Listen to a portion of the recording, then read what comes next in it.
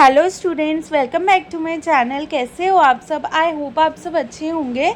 I am Pallavi. तो आज मैं आप लोगों के लिए कॉर्पोरेट गवर्नेंस सब्जेक्ट की वन शॉट मैराथन लेकर आई हूँ, जिसका फर्स्ट यूनिट क्या है, conceptual framework of corporate governance. आइए स्टार्ट करते हैं। कॉर्पोरेट गवर्नेंस क्या होता है? ये एक ऐसा सिस्टम है जो कंपनीज़ को डायरेक्शन प्रोवाइड करता है कि कंपनीज़ को कैसे काम करना है, कंपनीज़ को मैनेज करता है और कंपनीज़ को कंट्रोल करता है। ये किन किन लोगों के बीच में रिलेशन बताता है? Management, board of director, share holders, government, customers और एम्प्लॉयज़। ये क्या बोलता है कि कंपनी को कैसे काम करना चाहिए? ऑनेस्टली काम करना चाहिए, एथिकली काम करना चाहिए, ठीक है, और लीगली एफिशिएंटली काम करना चाहिए। किस लिए यूज़ होता है? ताकि कंपनी का बेस्ट इंटरेस्ट मिल सके स्टेक होल्डर्स को, मतलब जो भी लोग कंपनी के साथ जुड़े हुए हैं ना, उन सब का फ़ायदा हो, इसलिए कॉर्पोरेट गवर्नेंस है। ठीक है, ऑब्जेक्टिव क्या है कॉर्पोरेट गवर्नेंस होने के? क्या ऑब्जेक्टिव है? तो सबसे पहले ये चेक करना कि ट्रांसपेरेंसी बनी हुई है बिजनेस ऑपरेशंस के अंदर। जो भी अकाउंटिंग वगैरह हो रही है कंपनी के अंदर, वो सारी ट्रांसपेरेंट रहे, शेयर होल्डर्स को, स्टेक होल्डर्स को दिखाई जाए। ठीक है, नेक्स्ट क्या है? To protect share holders interest. Share holders के इंटरेस्ट को प्रोटेक्ट करना, उसको कोई धोखा तो नहीं दिया जा रहा, ये सारी चीज़ें चेक करती है कॉर्पोरेट गवर्नेंस। नेक्स्ट क्या है? To improve accountability of management. Management की अकाउंटेबिलिटी इंप्रूव करने के लिए, मतलब अगर लॉस हुआ है लास्ट ईयर, तो मैनेजमेंट बताएगा कि मैंने ये सारे डिसीजन लिए थे, मेरी गलती है, इस वजह से इस लास्ट ईयर लॉस हुआ, तो वो अकाउंटेबल हो। ठीक है, नेक्स्ट क्या है? फ्रॉड एंड करप्शन को बचाने के लिए या कम करने के लिए।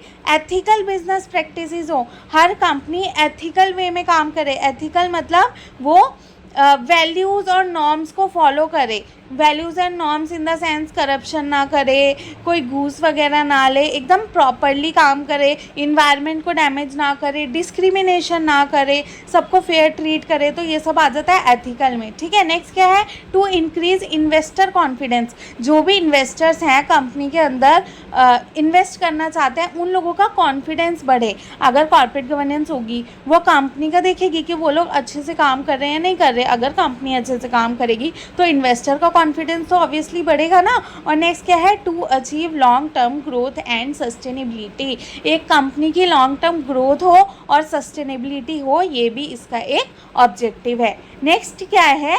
इम्पॉर्टेंस क्या क्या है कॉर्पोरेट गवर्नेंस होने की? इम्पॉर्टेंस क्या क्या है? तो सबसे पहले तो ये ट्रांसपेरेंसी बढ़ा देता है कि जो भी एनुअल रिपोर्ट आई है वो ऑनेस्ट दिखाए। ये नहीं कि अगर लॉस हुआ है तो उसको छुपा लो। कॉर्पोरेट गवर्नेंस ये चेक करती है कि कंपनी ऑनेस्ट रिपोर्ट दिखा रही है स्टेक होल्डर्स को कि नहीं दिखा रही। नेक्स्ट क्या है? अकाउंटेबिलिटी इंप्रूव करती है। मैनेजमेंट अपने ऊपर ब्लेम लेना स्टार्ट कर देते हैं, मानते हैं कि हाँ ये मेरी गलती है। नेक्स्ट क्या है? फ्रॉड एंड करप्शन को कम करती है, प्रिवेंट करती है, जैसे रेगुलर ऑडिट करके या फ्रॉड को डिटेक्ट करके। नेक्स्ट क्या है? Legal compliances. एक कंपनी के अंदर सारी की सारी गवर्नमेंट गाइडलाइंस फॉलो हो रही है या नहीं हो रही, ये भी इम्पोर्टेंस है इसका। कॉर्पोरेट गवर्नेंस की वजह से ही हर कंपनी लीगल कंप्लायंसेस फॉलो करती है, शेयर होल्डर्स के इंटरेस्ट को प्रोटेक्ट करती है, कंपनी की रेपुटेशन अच्छी करती है और फाइनेंशियल परफॉर्मेंस भी एक कंपनी की अच्छी होती है। ठीक है, नेक्स्ट क्या है? क्या क्या प्रिंसिपल्स हैं कॉर्पोरेट गवर्नेंस के? प्रिंसिपल्स क्या क्या हैं? तो पहला वही हो गया ट्रांसपेरेंसी, कि जो भी प्रॉफिट और लॉसेस हुए हैं वो ऑनेस्टली लोगों को दिखाओ। ठीक है, नेक्स्ट क्या है? अकाउंटेबिलिटी। सीईओ जैसे एग्जांपल होगा कि सीईओ मान रहा है, एक्सप्लेन कर रहा है कि लॉसेस क्यों हुए हैं, किस किस डिसीजन की वजह से लॉसेस हुए हैं। फेयरनेस, जो भी लोग काम कर रहे हैं कंपनी के अंदर या शेयर होल्डर्स है, स्टेक होल्डर्स हैं, उन सबको इक्वल ट्रीटमेंट मिले, ये चीज़ है। ठीक है, नेक्स्ट क्या है? रिस्पॉन्सिबिलिटी। रिस्पॉन्सिबिलिटी में क्या आ जाएगा? वो लोग रिस्पॉन्सिबल हों, जो भी डिसीजंस वहाँ पे लिए जा रहे हैं उन सब के लिए कंपनी क्या होती है? रिस्पॉन्सिबल। नेक्स्ट क्या है? इंडिपेंडेंस। ये लोग इंडिपेंडेंट होकर काम करें। ठीक है, डायरेक्टर मॉनिटरिंग, जैसे इंडिपेंडेंट डायरेक्टर मॉनिटरिंग मैनेजमेंट बनाया गया है। कहीं ऐसा तो नहीं है कि मैनेजमेंट अपने लिए काम कर रही है, ऑर्गेनाइजेशन के बारे में नहीं सोच रही है, ऐसा कुछ। और लास्ट क्या है, एथिकल कंडक्ट, एक कंपनी के अंदर एथिकल कंडक्ट हो, कोई करप्शन ना हो, फ्रॉड ना हो, ये सारी चीज़ें। तो इन सब चीज़ों से क्या होता है, इन सारी प्रिंसिपल्स को फॉलो करने से क्या होता है, शेयर होल्डर्स का इंटरेस्ट बढ़ता है। नेक्स्ट क्या है, मैनेजमेंट और गवर्नेंस के अंदर डिफरेंस बिटवीन क्या है। मैनेजमेंट क्या होता है, ऐसे पीपल जो बिजनेस एक्टिविटीज़ डेली बेसिस पे रन करते हैं। डेली बेसिस पे बिजनेस एक्टिविटीज़ जो लोग करते हैं उनको क्या बोलते हैं, management. Whereas corporate governance क्या करता है कि वो देखता है कि मैनेजमेंट में जो भी काम हो रहे हैं वो स्टेक होल्डर्स के फ़ायदे के लिए हो रहे हैं या नहीं हो रहे, कि वो फ़ायदा मैनेजर अपने काम के लिए निकाल रहा है, स्टेक होल्डर के बारे में कुछ सोच ही नहीं रहा। ठीक है, मैनेजमेंट क्या करती है, डेली ऑपरेशंस हैंडल करती है। वेयर एज कॉर्पोरेट गवर्नेंस क्या करती है, ओवरऑल डायरेक्शन प्रोवाइड करती है कंपनी को। नेक्स्ट क्या है, मैनेजमेंट कौन मैनेज करता है, एग्जीक्यूटिव, जो कंपनी के अंदर होते हैं टॉप एग्जीक्यूटिव्स। ठीक है, जैसे कि, और कॉर्पोरेट गवर्नेंस में कौन ये करता है, बोर्ड। कंट्रोल किसके द्वारा होता है, बोर्ड के द्वारा। नेक्स्ट क्या है, मैनेजमेंट का मेन फोकस क्या होता है, short term goal. Whereas corporate governance का मेन फोकस क्या होता है, long term goal. Management policies को इम्प्लीमेंट करती है और कॉर्पोरेट गवर्नेंस पॉलिसीज़ बनाती है। ठीक है, कि ये पॉलिसीज़ आपको फॉलो करनी है। समझ आ गया। नेक्स्ट, रोल क्या है मैनेजमेंट का कॉर्पोरेट गवर्नेंस के अंदर, क्या क्या रोल है। तो सबसे पहले तो बोर्ड ने जो भी डिसीजंस लिए हैं वो मैनेजमेंट क्या करती है, इम्प्लीमेंट करती है। ट्रांसपेरेंसी मेंटेन करने का काम भी किसका है, मैनेजमेंट का। एथिकल बिहेवियर कंपनी के अंदर हो रहा है या नहीं हो रहा, डिस्क्रिमिनेशन तो नहीं हो रहा, सबको फेयर ट्रीट करा जा रहा है, ये भी कौन इंश्योर करती है, management. Manage company resource efficiently, company के जो भी रिसोर्सेज हैं वो अच्छी तरह से यूज़ हो रहे हैं या नहीं हो रहे, ये काम भी मैनेजमेंट का है। और फाइनेंशियल रिपोर्ट्स भी मैनेजर बनाते हैं या मैनेजमेंट बनाती है।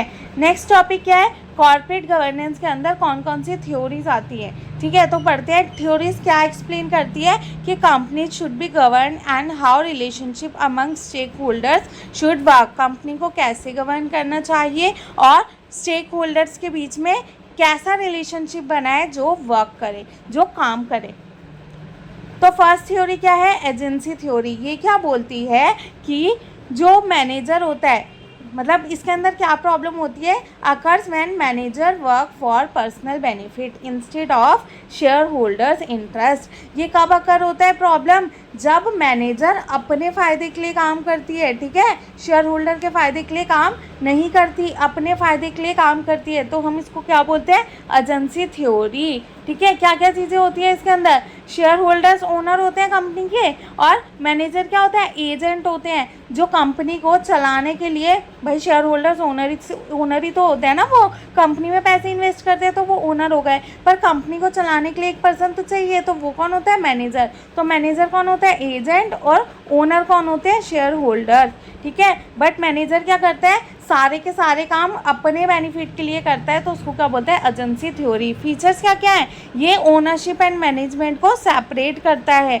ठीक है, ओनरशिप और मैनेजमेंट के बीच में एक दीवार क्रिएट कर देता है। नेक्स्ट क्या है, मैनेजर में misuse company resources, manager company के रिसोर्सेज का मिसयूज कर सकता है। जैसे कंपनी के कैपिटल को वो अपने लग्जरी सामान खरीदने के लिए यूज़ कर रहा है। और नेक्स्ट क्या है, need for monitoring and control. इसके अकॉर्डिंग ये कहा गया है कि मैनेजर को टाइम टू टाइम मॉनिटर करो और उनको कंट्रोल करने की काफ़ी ज़्यादा ज़रूरत है, वरना वो बहुत फ़ायदा उठा लेंगे। नेक्स्ट क्या है, क्या क्या प्रॉब्लम्स होती है इसके अंदर। ठीक है, क्या क्या चीज़ें होती है, तो कंपनी असेट्स का मिसयूज़ कर सकता है manager, excessive salaries, executive excessive salary ले सकते हैं। ठीक है, फाइनेंशियल रिपोर्टिंग में गड़बड़ दिखा सकते हैं मैनेजर, और क्या कर सकता है, पर्सनल इंटरेस्ट को कंपनी इंटरेस्ट से ऊपर रख सकता है। मतलब पहले अपना फ़ायदा देखेगा, कंपनी का फ़ायदा हो चाहे ना हो उससे इनको कोई लेना देना नहीं होता। तो इसके सॉल्यूशन क्या क्या है, आप इंडिपेंडेंट डायरेक्टर अपॉइंट करो कंपनी के लिए। ठीक है,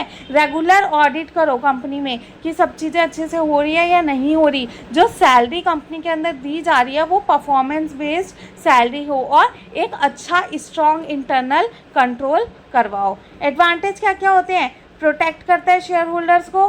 ठीक है, प्रॉब्लम क्या थी कि मैनेजर गलत फ़ायदा उठा रहा था, अपने इंटरेस्ट पहले रख रहा था और शेयर होल्डर्स का इंटरेस्ट बाद रख रहा था। तो एजेंसी थ्योरी में हमने इसकी सॉल्यूशन पढ़ा, प्रॉब्लम्स क्या क्या होती है और सॉल्यूशन पढ़ा। तो इसका एडवांटेज क्या क्या है, शेयर होल्डर को प्रोटेक्ट करता है, अकाउंटेबिलिटी अच्छी करता है और मिसयूज़ ऑफ पावर को कम करता है। और डिसएडवांटेज क्या क्या होता है कि मैनेजर शेल्फिश भी, इसमें ये माना जाता है कि मैनेजर क्या होते हैं, शेल्फिश होते हैं और वो काफ़ी ज़्यादा कंट्रोल करना चाहते हैं, मतलब इसमें focus too much on control, इसमें काफ़ी ज़्यादा कंट्रोल पे फोकस करा जाता है। नेक्स्ट कौन सी थ्योरी है, स्टीवर्डशिप थ्योरी। ये क्या कहती है कि manager are consider trustworthy. Agency में क्या माना जा रहा था कि मैनेजर पे कोई भरोसा नहीं किया जा रहा, बट ये वाली थ्योरी कहती है कि मैनेजर कौन है, भरोसेमंद लोग हैं, ठीक है, और वर्क फॉर कंपनी सक्सेस, और वो लोग कंपनी के सक्सेस के लिए काम करते हैं, ना कि एजेंसी थ्योरी के जैसे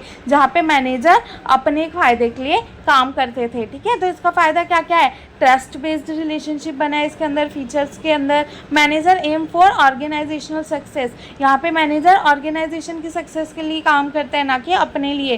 corporation between owner and manager, owner और मैनेजर के बीच में अच्छी कॉर्पोरेशन बनती है। वहाँ पे क्या था, दोनों को अलग अलग माना जा रहा था, सेपरेट माना जा रहा था। और एग्जाम्पल क्या है, और मैनेजर री investing profit into company expansion for future growth. अगर कंपनी में प्रॉफिट हुआ है तो मैनेजर उसका मिसयूज़ नहीं कर रहा, उसको कंपनी के फ्यूचर ग्रोथ के लिए यूज़ कर रहा है। एडवांटेजेस क्या क्या है, टीम वर्क अच्छा करता है, मॉनिटरिंग कम कर देता है, क्योंकि मैनेजर क्या माना जा रहा है कि वो भरोसेमंद है, तो हमें उसको मॉनिटर करने की ज़रूरत नहीं है और उसकी कॉस्ट कम हो जाएगी फिर। और एम्प्लॉय मॉरल क्या होता है, बूस्ट होता है। डिसएडवांटेज क्या क्या हो जाता है, टू मच ट्रस्ट, काफ़ी ज़्यादा ट्रस्ट कर लिया जाता है मैनेजर के ऊपर, जिसकी वजह से रिस्क काफ़ी बढ़ जाता है, ठीक है, और मैनेजर अभी भी अपना पावर मिसयूज़ कर सकता है।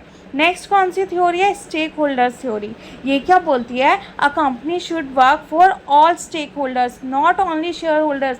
कंपनी को सिर्फ और सिर्फ शेयर होल्डर्स के बारे में नहीं सोचना चाहिए, स्टेक होल्डर्स के बारे में सोचना चाहिए। शेयर होल्डर्स और स्टेक होल्डर्स के बीच में डिफरेंस पता है, देखो स्टेक होल्डर्स शेयर होल्डर्स कौन होते हैं, जो कंपनी के ओनर होते हैं, जिन्होंने कंपनी के अंदर पैसे लगाए होते हैं। और स्टेक होल्डर कौन होते हैं, कोई से भी लोग, मतलब किसी भी तरह से अगर कोई पर्सन कंपनी से जुड़ा हुआ है तो उसको क्या बोलते हैं, स्टेक होल्डर। तो ये थ्योरी क्या बोलती है कि हमें सिर्फ और सिर्फ ओनर के बारे में नहीं सोचना, हमें उन सब के बारे में सोचना है जो कंपनी से किसी ना किसी तरीके से जुड़े हुए हैं, जैसे कि सोसाइटी हो गई, इन्वायरमेंट हो गया, कस्टमर्स हो गए, सप्लायर्स हो गए, गवर्नमेंट हो गई, शेयर होल्डर्स हो गए और एम्प्लॉयज़ हो गए। किस चीज़ पे फोकस करता है ये, सोशल रिस्पॉन्सिबिलिटी पे, एथिकल डिसीजन मेकिंग पे और लॉन्ग टर्म सस्टेनेबिलिटी पे, ठीक है। एग्जाम्पल क्या हो गया, कंपनी ने पॉल्यूशन करना कम कर दिया है और अपनी कॉस्ट, जबकि उसकी कॉस्ट बढ़ रही है, पर वो पॉल्यूशन नहीं कर रहा, पॉल्यूशन कम करने की वजह से उसकी कॉस्ट बढ़ रही है, पर वो फिर भी लोगों की भलाई के बारे में सोच रहा है, ठीक है। नेक्स्ट क्या है, इसके एडवांटेजेस और डिसएडवांटेजेस क्या क्या है। तो एडवांटेज क्या है, एक कंपनी की एक अच्छी रेपुटेशन बनेगी मार्केट के अंदर, क्यों, क्योंकि वो कस्टमर के बारे में सोच रहा है, इन्वायरमेंट के बारे में सोच रहा है, सोसाइटी के बारे में सोच रहा है, कस्टमर्स का ट्रस्ट अच्छा बनेगा कंपनी के ऊपर और सोशल वेलफेयर को इंकरेजमेंट मिलेगी। डिसएडवांटेजेस क्या क्या हो जाते हैं, डिफ़िकल्ट हो जाता है हर एक स्टेक होल्डर्स को सेटिस्फाई करना, हर एक पर्सन का मोटिव अलग होता है ना, जैसे जो रॉ मटेरियल सप्लायर है उनका अलग इंटरेस्ट होगा, कस्टमर का अलग इंटरेस्ट होगा, सोसाइटी का अलग इंटरेस्ट होगा, तो सबके इंटरेस्ट को सेटिस्फाई करना काफ़ी डिफ़िकल्ट हो जाता है और डिसीजन मेकिंग काफ़ी कम्प्लेक्स बन जाती है, क्योंकि काफ़ी सारे लोगों के बारे में सोच रहे हैं ना, तो डिसीजन मेकिंग भी कम्प्लेक्स हो जाती है। नेक्स्ट कौन सी थ्योरी है, रिसोर्स डिपेंडेंसी थ्योरी। ये क्या बोलती है, organisation depends on external resources, organisation external resources पर डिपेंड होते हैं, जैसे कि फाइनेंस हो गया, टेक्नोलॉजी हो गई, इंफॉर्मेशन हो गया, ठीक है। तो बोर्ड मेंबर्स कंपनी को हेल्प करते हैं कि ये रिसोर्सेज कंपनी अडॉप्ट कर ले, ठीक है। अब कंपनी हर एक चीज़ खुद तो नहीं ला सकती ना, फाइनेंस कंपनी के अंदर थोड़ी उगने लग जाएगा, ठीक है। टेक्नोलॉजी थोड़ी कंपनी के अंदर ही बनने लग जाएगी, इन्फॉर्मेशन कंपनी के अंदर ही थोड़ी आएंगे, उसको इन्वायरमेंट से कलेक्ट करना होगा ना ये सारी चीज़ें। तो बोर्ड मेंबर्स जो होते हैं ना वो कंपनी को हेल्प करते हैं ये सारे रिसोर्सेज ऑब्टेन करने में। तो क्या क्या होता है इससे, board provide connection and expertise, board connection और एक्सपर्टाइज प्रोवाइड करता है। एक्सटर्नल इन्वायरमेंट बिजनेस को इफ़ेक्ट करते हैं और स्ट्रॉन्ग नेटवर्क सक्सेस इम्प्रूव करती है। इम्पॉर्टेंस क्या क्या है, डायरेक्टर किस किस चीज़ में हेल्प करता है, इन्वेस्टर्स को लाने में, गवर्नमेंट सपोर्ट लाने में हेल्प करता है, मार्केट की नॉलेज लाने में और बिजनेस की पार्टनरशिप अच्छी करने में। एग्जाम्पल क्या, are director with banking experience helping company obtain loan. एक ऐसा डायरेक्टर है जिसको बैंकिंग एक्सपीरियंस है तो वो कंपनी को लोन ऑब्टेन करने में हेल्प कर रहा है। तो ये क्या हो गया, रिसोर्स डिपेंडेंसी थ्योरी का एग्जाम्पल। नेक्स्ट क्या है, इसके एडवांटेजेस और डिसएडवांटेजेस। स्ट्रैटेजिक डिसीजन में ये हेल्प करता है, कंपनी की ग्रोथ में हेल्प करेगा और एक्सटर्नल सपोर्ट मिलने में भी हेल्प करेगा। और डिसएडवांटेजेस क्या हो जाते हैं, काफ़ी ज़्यादा डिपेंड हो जाते हैं आउटसाइडर के ऊपर, ठीक है, खुद से कुछ करना ही नहीं चाहते, ये सोचते हैं कि आउटसाइडर पे ही डिपेंड हो जाते हैं। कॉन्फ्लिक्ट ऑफ इंटरेस्ट पॉसिबल हो सकता है कि किसी का इंटरेस्ट कुछ और है, किसी का इंटरेस्ट कुछ और है और उनके बीच में कॉन्फ्लिक्ट हो सकता है। नेक्स्ट क्या है, मैनेजेरियल हेजेमोनी थ्योरी। ये क्या बोलती है, manager become more powerful than the boards and dominate company decision. यहाँ पे मैनेजर ना डायरेक्टर्स या बोर्ड से काफ़ी ज़्यादा पावरफुल हो जाती है और अपने उस पावर का काफ़ी गलत फ़ायदा उठाती है और कंपनी के डिसीजंस को क्या करती है, डोमिनेट करती है। बोर्ड मेंबर्स क्या हो जाते हैं, सिर्फ और सिर्फ एक सिंबलिक फॉर्म में हो जाते हैं और सब कुछ कौन करती है, मैनेजमेंट। हमने पहले क्या पढ़ा कि बोर्ड मेंबर डिसीजन लेते हैं और मैनेजमेंट इम्प्लीमेंट करती है, बट इस थ्योरी के अकॉर्डिंग या इस थ्योरी में क्या कह रहा है कि डायरेक्टर्स बस बैठे रहते हैं, सब कुछ क्या कर रही है, मैनेजमेंट कर रही है, सारा कंट्रोल किसके हाथ में है, मैनेजमेंट का। तो फीचर्स का क्या है, मैनेजमेंट हैज़ मैक्सिमम पावर, ज़्यादा पावर किसके पास है, मैनेजमेंट के पास। बोर्ड रोल क्या हो गई है, वीक हो गई है और डायरेक्टर किन पे ज़्यादा डिपेंड हो जाते हैं, एग्जीक्यूटिव्स के ऊपर। एग्जाम्पल क्या हो गया, top executive financial problems hide कर रही है बोर्ड से, क्यों, क्योंकि उसके पास पावर ज़्यादा है, ठीक है। कॉजेस मतलब एडवांटेजेस क्या हैं और डिसएडवांटेजेस क्या हैं, कॉजेज क्या है मतलब क्यों होता है ये, तो इंडिपेंडेंट डायरेक्टर का लैक होना, कॉम्प्लेक्स बिजनेस ऑपरेशन हो जाता है और इन्फॉर्मेशन काफ़ी ज़्यादा इम्बैलेंस हो जाती है। तो इन कॉजेज़ की वजह से इफ़ेक्ट क्या क्या हो जाते हैं, मॉनिटरिंग वीक हो जाती है, फ्रॉड होने के पॉसिबिलिटी हो जाता है और पुअर गवर्नेंस हो सकती है अगर मैनेजमेंट अच्छे से काम ना करे तो। चारों के अंदर डिफरेंस बिटवीन है, एजेंसी क्या कर रही थी, सेल्फिश मोटिव से काम कर रही थी, ठीक है। कंट्रोल एंड मॉनिटर सब वो खुद, मतलब बोर्ड उसको कंट्रोल एंड मॉनिटर कर रहा था और बिगेस्ट रिस्क क्या था, ओवर रेगुलेशन, कि कुछ ज़्यादा ही रेगुलेशन ना हो जाए। स्टेवर्डशिप ट्रस्टवर्दी थी, मैनेजर के ऊपर एडवाइस एंड कोऑपरेट करके काम करती थी और ब्लाइंड ट्रस्ट करते थे, पर वो लोग मिसयूज़ कर सकते हैं पावर का। स्टेक होल्डर्स क्या होते हैं, सोशली रिस्पॉन्सिबल होना चाहिए, बैलेंस कॉम्पिटिटिंग इंटरेस्ट और एक्सट्रीमली कॉम्प्लेक्स होते हैं। रिसोर्स डिपेंडेंसी क्या बोलती है, एक नेटवर्क बिल्ड करता है बोर्ड, ठीक है, एक्सटर्नल रिसोर्सेज से कनेक्ट करते हैं और इंडिपेंडेंसी होने का लॉस हो सकता है। मैनेजरियल हार्मोनी क्या बोलती है, डोमिनेंट हो जाते हैं ये लोग, कंट्रोलिंग हो जाते हैं, सिंबलिक फॉर्म हो जाती है बोर्ड की और अनडिटेक्टेड फ्रॉड भी हो सकते हैं जिसको डिटेक्ट करना काफ़ी मुश्किल है। नेक्स्ट क्या है, मॉडल्स कौन कौन से हैं कॉर्पोरेट गवर्नेंस के। Different countries follow different governance system based on their cultural, economic and historical priorities. तो अलग अलग कंट्रीज़ हैं तो वो अपने अपने culture, economic and historical priorities के अकॉर्डिंग अलग अलग मॉडल अडॉप्ट करती है। तो 3 तरह के मॉडल है हमारे पास। पहला हो गया एंग्लो अमेरिकन मॉडल, नेक्स्ट है जापानीज़ मॉडल और नेक्स्ट है जर्मन मॉडल। तो 1 बाय 1 इनको करते हैं। सबसे फर्स्ट है एंग्लो अमेरिकन मॉडल, इसको शेयर होल्डर मॉडल भी बोलते हैं और मार्केट बेस्ड मॉडल भी बोलते हैं। कहाँ कहाँ पे इसको फॉलो किया जाता है, यूएसए में, यूके में और कनाडा में। यूसी से याद रख सकते हो आप, ठीक है। की फीचर्स का क्या है, ज़्यादा फोकस किसके ऊपर होता है इनका, शेयर होल्डर्स का। स्ट्रॉन्ग स्टॉक मार्केट इन्फ्लुएंस होता है, मतलब अगर स्टॉक मार्केट में कुछ हो रहा है तो उसका काफ़ी ज़्यादा असर होता है, ठीक है, जो ये वाले मॉडल फॉलो करते हैं। इंडिपेंडेंट डायरेक्टर इंपॉर्टेंट होते हैं, ठीक है, इन लोगों के लिए। और सेपरेशन होता है इसमें भी ओनरशिप और मैनेजमेंट का। किसमें था सेपरेशन? हमने अब थ्योरी पढ़ी ना, जो हमने फर्स्ट थ्योरी पढ़ी थी जिसमें मैनेजर अपने फ़ायदे के लिए काम करता है, उसमें क्या था? सेपरेशन था दोनों के बीच में। नेक्स्ट क्या है? एडवांटेजेस क्या क्या होती है? ट्रांसपेरेंसी अच्छी होती है, इन्वेस्टर को प्रोटेक्ट करता है, ठीक है, और कैपिटल मार्केट एफिशिएंट बन जाती है। डिसएडवांटेज क्या है? कि इनका मेन फोकस सिर्फ और सिर्फ शॉर्ट टर्म प्रॉफिट होता है और एम्प्लॉयज़ को काफ़ी कम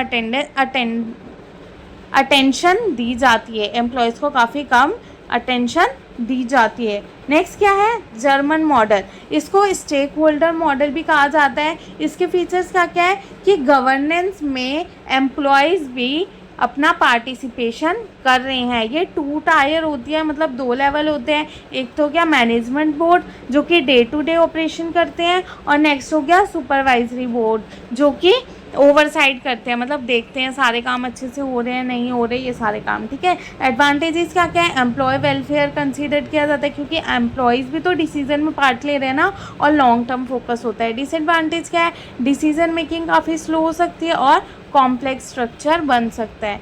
नेक्स्ट क्या है? जापानीज़ मॉडल, ये क्या बोलती है? स्ट्रॉन्ग रिलेशनशिप, बैंक के साथ एक अच्छा रिलेशनशिप बनाना, एम्प्लॉयमेंट कल्चर, एक अच्छा लाइफ टाइम एम्प्लॉयमेंट कल्चर बनाओ, और ग्रुप बेस्ड कंपनी होनी चाहिए, मतलब लोग कॉर्पोरेशन में आके काम करें। इनके फीचर समझ आ गए। एडवांटेजेस क्या क्या है? स्टेबिलिटी हो जाती है और लॉन्ग टर्म बिजनेस प्लानिंग करती है ये। डिसएडवांटेजेस क्या क्या है? ट्रांसपेरेंसी काफ़ी कम है, वीक शेयर होल्डर पावर हो गई है, ठीक है, क्योंकि ज़्यादा रिलेशन ये किसके साथ बना रहे हैं? बैंक के साथ ना, इस वजह से।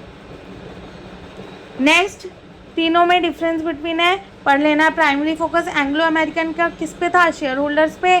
जर्मन का किस पे है? स्टेक होल्डर्स पे। और जापानीज़ का ग्रुप कंपनीज और बैंक पे। एडवांटेज, इसमें कैपिटल मार्केट को एफिशिएंट मिलता था, मतलब कैपिटल मार्केट अच्छी होती थी। इसमें लॉन्ग टर्म वेलफेयर का देखते हैं एडवांटेज, और इसमें स्टेबिलिटी का। रिस्क क्या है?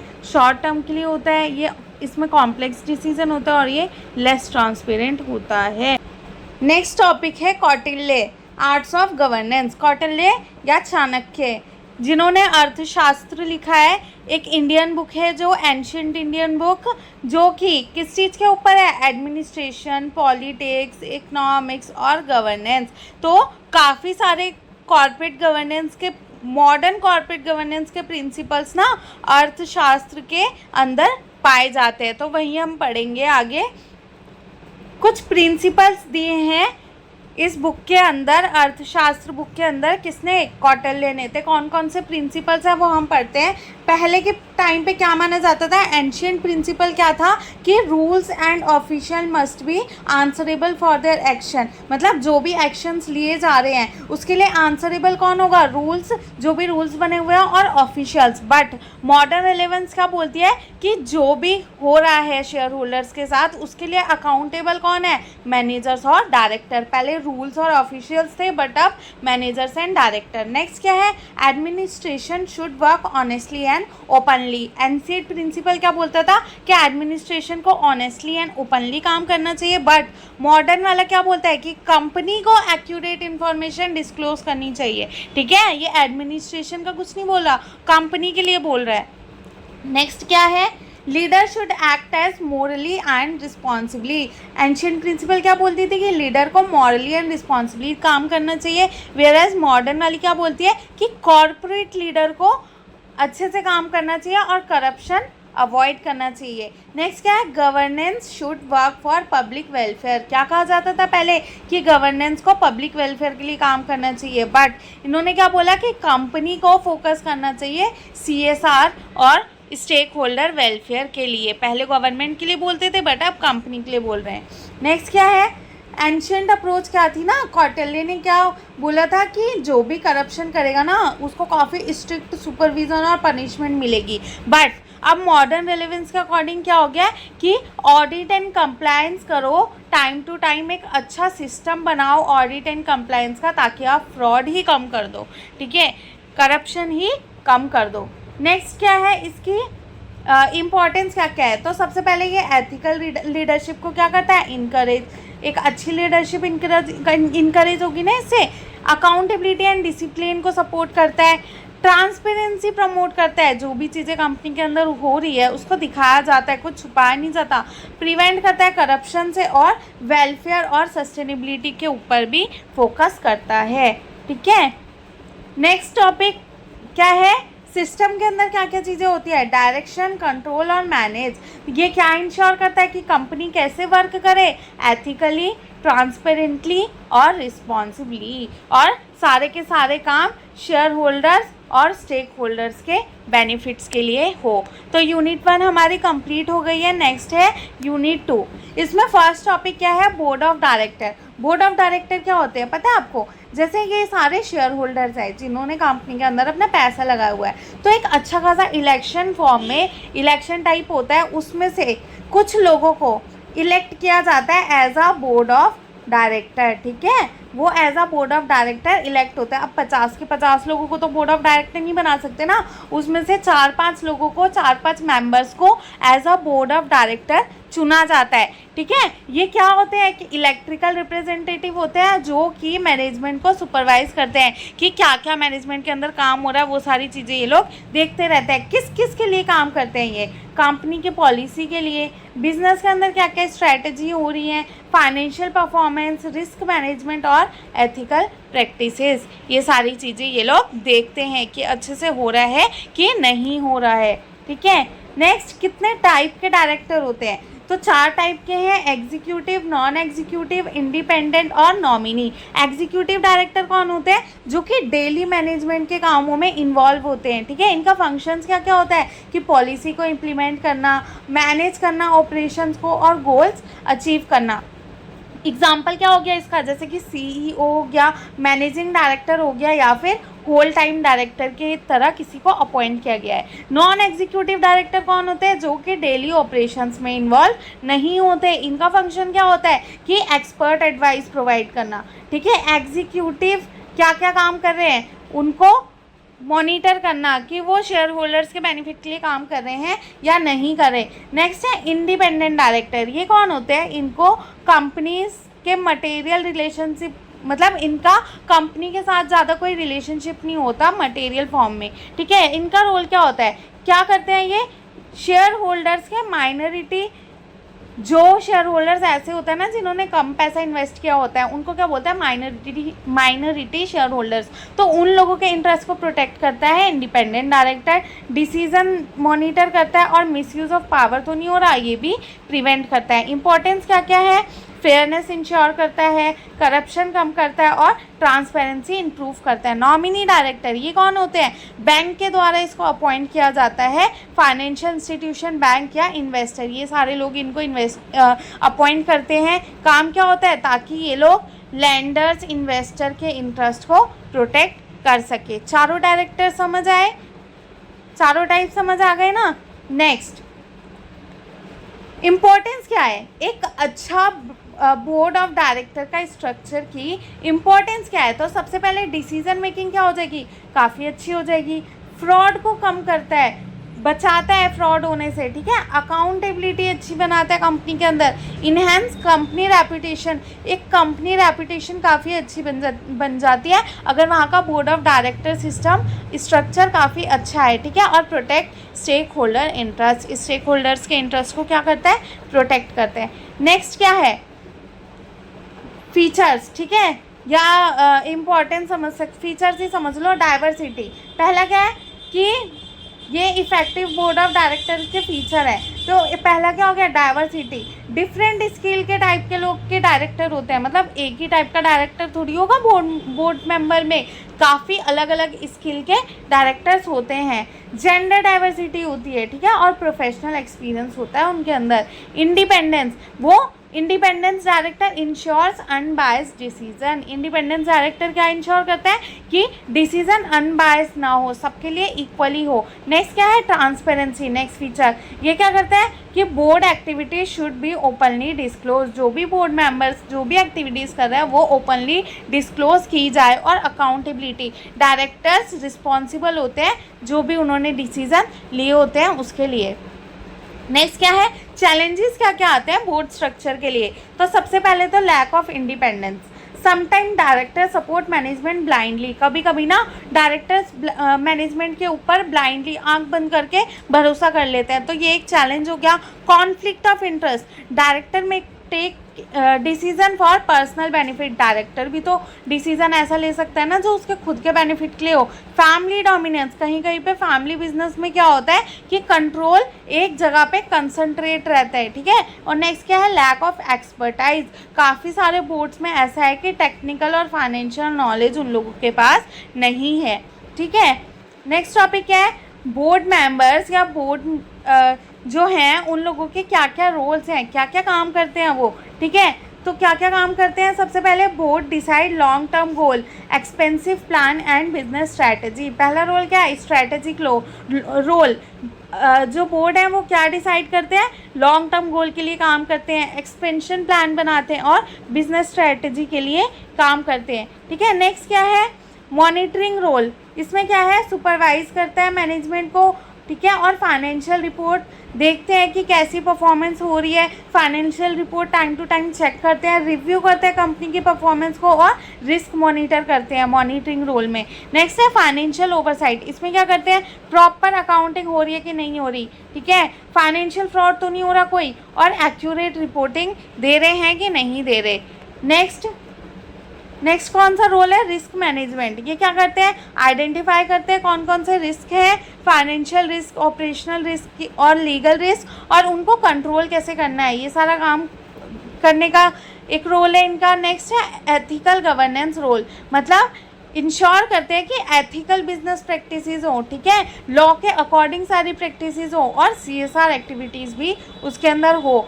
नेक्स्ट क्या है, protection of share holders.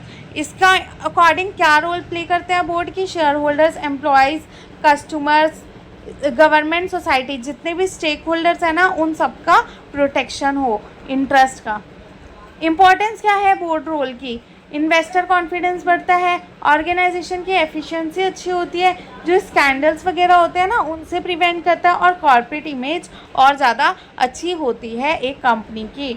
Next है बोर्ड कमेटी। क्या होती है बोर्ड कमेटी, एक स्मॉल ग्रुप होती है जो कि बोर्ड मेंबर के द्वारा बनाई जाती है, किस लिए, कोई स्पेशलाइज टास्क होता है उसको हैंडल करने के लिए। इससे क्या होता है, एफिशिएंसी बढ़ती है और एक डिटेल्ड सुपरविज़न होता है। क्यों, क्योंकि ये एक स्पेशलाइज टास्क के लिए एक स्मॉल ग्रुप बनाई जाती है, ठीक है। क्यों इम्पोर्टेंट है ये, बेटर सुपरविज़न होता है, डिसीजन मेकिंग फास्टर होती है, स्पेशलाइज्ड अटेंशन मिलता है। मतलब जैसे कोई स्पेशलाइज्ड टास्क है तो जो बोर्ड मेंबर उस टास्क में स्पेशलाइज्ड हैं उन लोगों को उस कमेटी के अंदर डाल दिया जाएगा, और क्या करता है, इम्प्रूव करता है अकाउंटेबिलिटी, जो भी डिसीजन वो लोग लेते हैं उसके लिए वो आंसरेबल होते हैं। नेक्स्ट क्या है, कितने टाइप के होते हैं कमिटीज़, तो फर्स्ट है ऑडिट कमेटी। ये क्या करती है, फंक्शन क्या होता है इसका, फाइनेंशियल स्टेटमेंट को रिव्यू करती है, मॉनिटर करती है इंटरनल कंट्रोल सिस्टम कैसा है, कोऑर्डिनेट करती है ऑडिटर्स के साथ, और फ्रॉड डिटेक्ट करती है।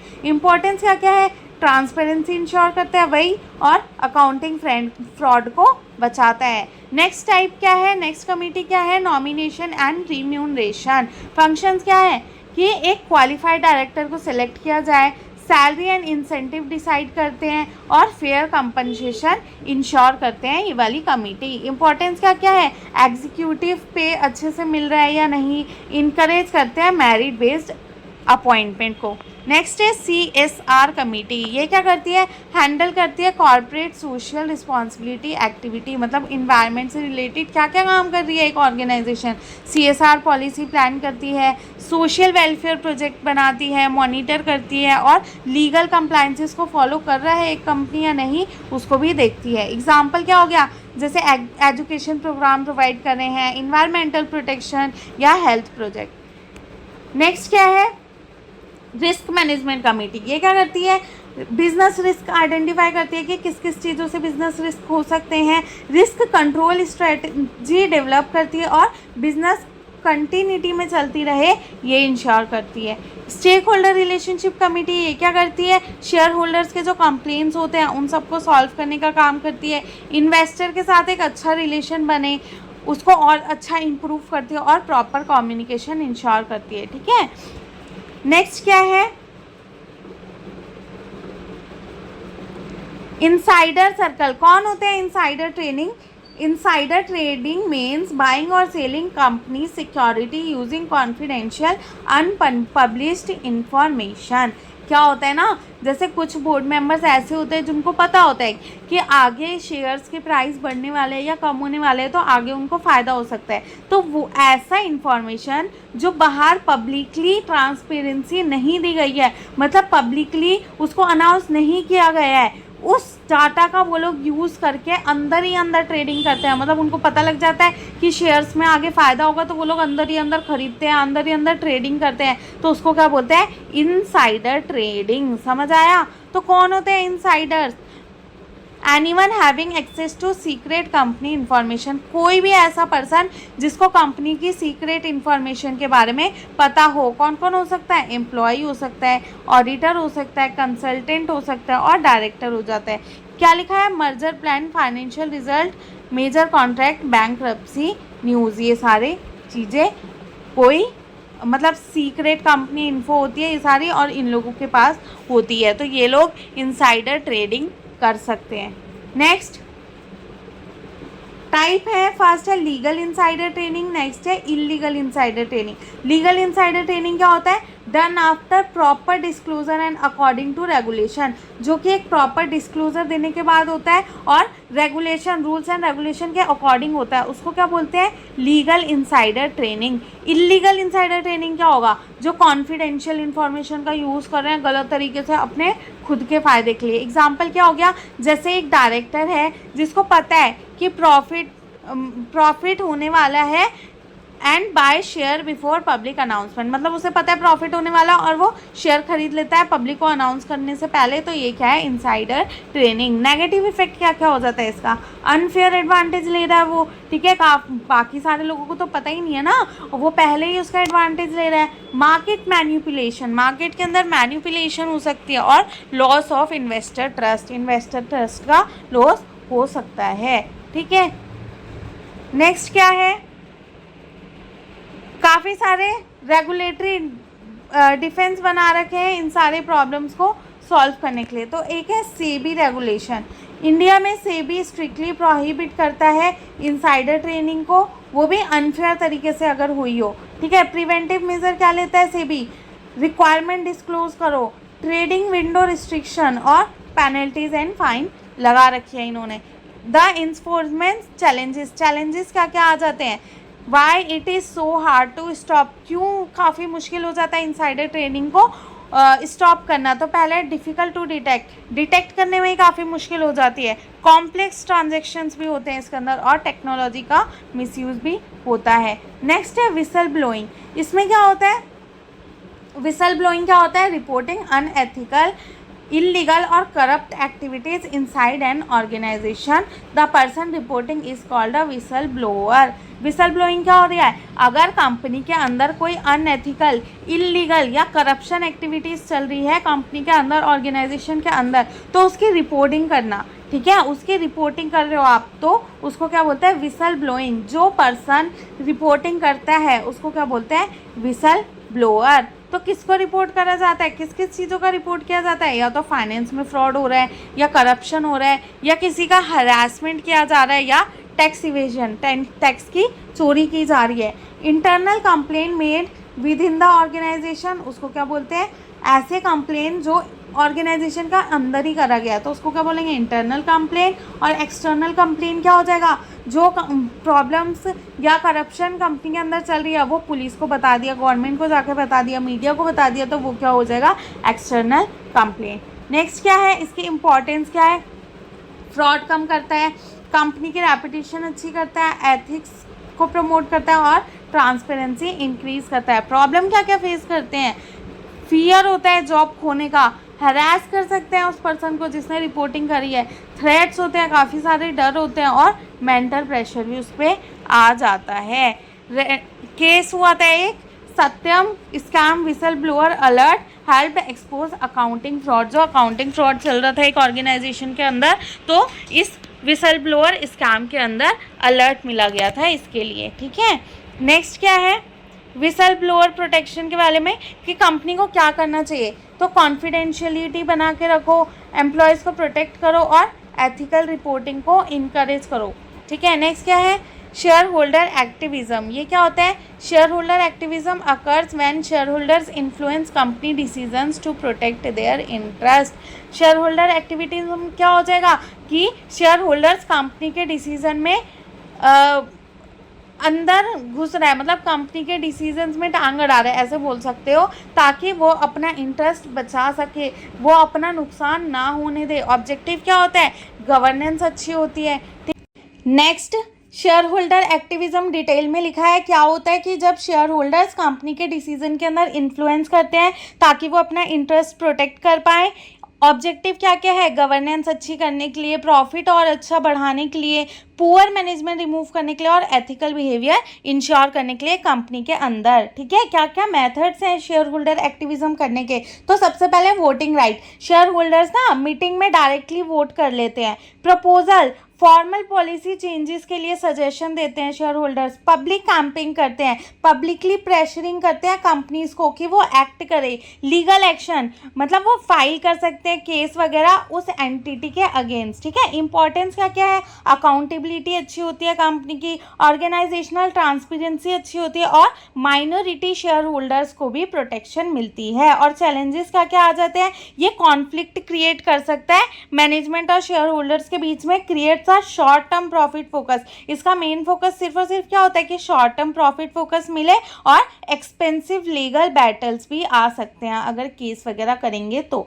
ठीक है, नेक्स्ट क्या है, इंस्टीट्यूशनल इन्वेस्टर्स कौन होते हैं, ऐसे ऑर्गेनाइजेशन जो काफ़ी large amount of money invest करते हैं कंपनीज के अंदर। ठीक है, ऐसे ऑर्गेनाइजेशन जो कंपनी के अंदर काफ़ी large amount of money invest करते हैं। एग्जांपल कैसे हो गया, जैसे म्यूचुअल फंड्स, ठीक है, इंश्योरेंस कंपनीज, पेंशन फंड्स और बैंक। ठीक है, तो क्या क्या होता है इसके अंदर, सबसे पहले मॉनिटर करते हैं मैनेजमेंट, दे क्लोजली मॉनिटर कंपनीज परफॉर्मेंस। क्या करते हैं सबसे पहले कि वो कंपनी की परफॉर्मेंस सबसे अच्छे से मॉनिटर करते हैं। अगर आप कहीं पे काफ़ी सारा पैसा लगाओगे तो आप देखोगे ना कि कंपनी के अंदर क्या क्या एक्टिविटीज़ हो रही है। नेक्स्ट है influencing decision, they influence policies through voting power. इन लोगों के पास वोटिंग पावर भी ज़्यादा होती है क्योंकि इन्होंने इन्वेस्ट ज़्यादा किया होता है, तो वो डिसीजन को इन्फ्लुएंस कर सकते हैं। इंप्रूविंग गवर्नेंस, गवर्नेंस भी इंप्रूव कर देते हैं। वो डिमांड कर सकते हैं कि हाई ट्रांसपेरेंसी करो, एथिकल कंडक्ट करो सारे कामों में। ठीक है, और नेक्स्ट क्या है, protecting share holders, they actively reduce misuse of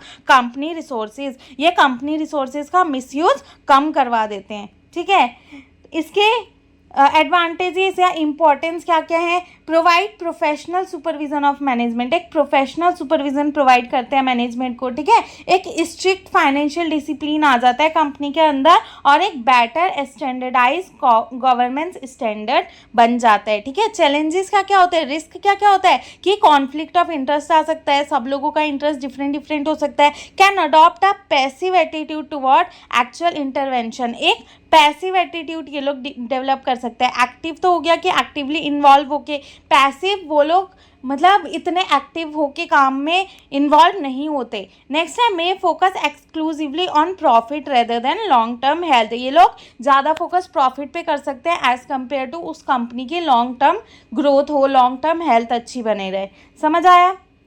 next है क्लास एक्शन सूट, ये क्या होता है, एक लीगल केस है ये, जो सारे के सारे शेयर होल्डर्स होते हैं ना जो इफेक्ट हुए होते हैं, वो सारे के सारे शेयर होल्डर्स मिलके एक ग्रुप बना लेते हैं और वो पूरा ग्रुप मिलके केस फाइल करता है कंपनी के अगेंस्ट। ठीक है, या तो वो शेयर होल्डर्स हो सकते हैं या तो वो स्टेक होल्डर्स हो सकते हैं, जो जो इफेक्ट होते हैं वो सारे मिलके कंपनी के अगेंस्ट केस फाइल करते हैं। पर्पस क्या होता है, ताकि वो कंपनसेशन ले सके, जो उनको लॉस हुआ है उसके बदले उनको कंपनसेशन मिल सके कंपनी से।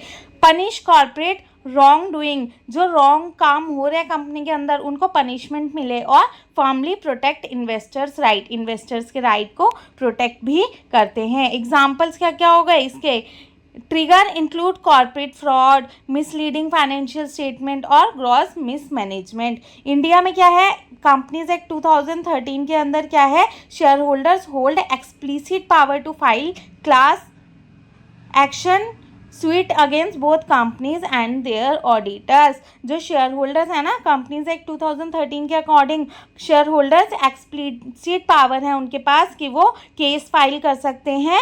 कौन सा? क्लास एक्शन फाइल कर सकते हैं कंपनीज के ऊपर भी और ऑडिटर के ऊपर भी। समझ आया? एडवांटेज क्या है, डिसएडवांटेज क्या है? तो एडवांटेज क्या है कि लीगल कॉस्ट क्या करता है, रिड्यूस करता है, फाइनेंशियल बर्डन शेयर करके, क्योंकि एक ग्रुप ऑफ मेंबर आके केस कर रहे हैं ना, तो सबके ऊपर थोड़ा थोड़ा अमाउंट जाएगा। Result in much stronger United legal action, सारे लोग आके मिलके फिर केस कर रहे हैं तो एक अच्छा एक्शन लिया जाएगा उसके लिए। Specifically protect small investor who could not sue alone, ये किसको प्रोटेक्ट करता है? जो स्मॉल इन्वेस्टर होते हैं जिन्होंने कम पैसे लगाए होते हैं, जो कि खुद अकेले केस फाइल नहीं कर सकते। ठीक है। और डिसएडवांटेज क्या है? हाईली टाइम कंज्यूमिंग, काफ़ी टाइम कंज्यूम लग जाता है वो केस सॉल्व होने में। ठीक है। इनक्रेडिबली एक्सपेंसिव है ये काफ़ी ज़्यादा, और involve deeply complex legal procedure, काफ़ी कॉम्प्लेक्स लीगल प्रोसीजर्स होता है ये करने के लिए। ठीक है। नेक्स्ट क्या है? Corporate governance is not just about protecting the investors, it is about recognising the company's role in society. Corporate governance का सिर्फ ये मतलब नहीं होता कि वो इन्वेस्टर्स को प्रोटेक्ट करे, बट ये भी चाहता है कि कंपनीज के जो भी रोल है वो सोसाइटी जाने कि कंपनी को क्या क्या करना चाहिए। नेक्स्ट है CSR, कॉर्पोरेट सोशल रिस्पॉन्सिबिलिटी। ये क्या होती है?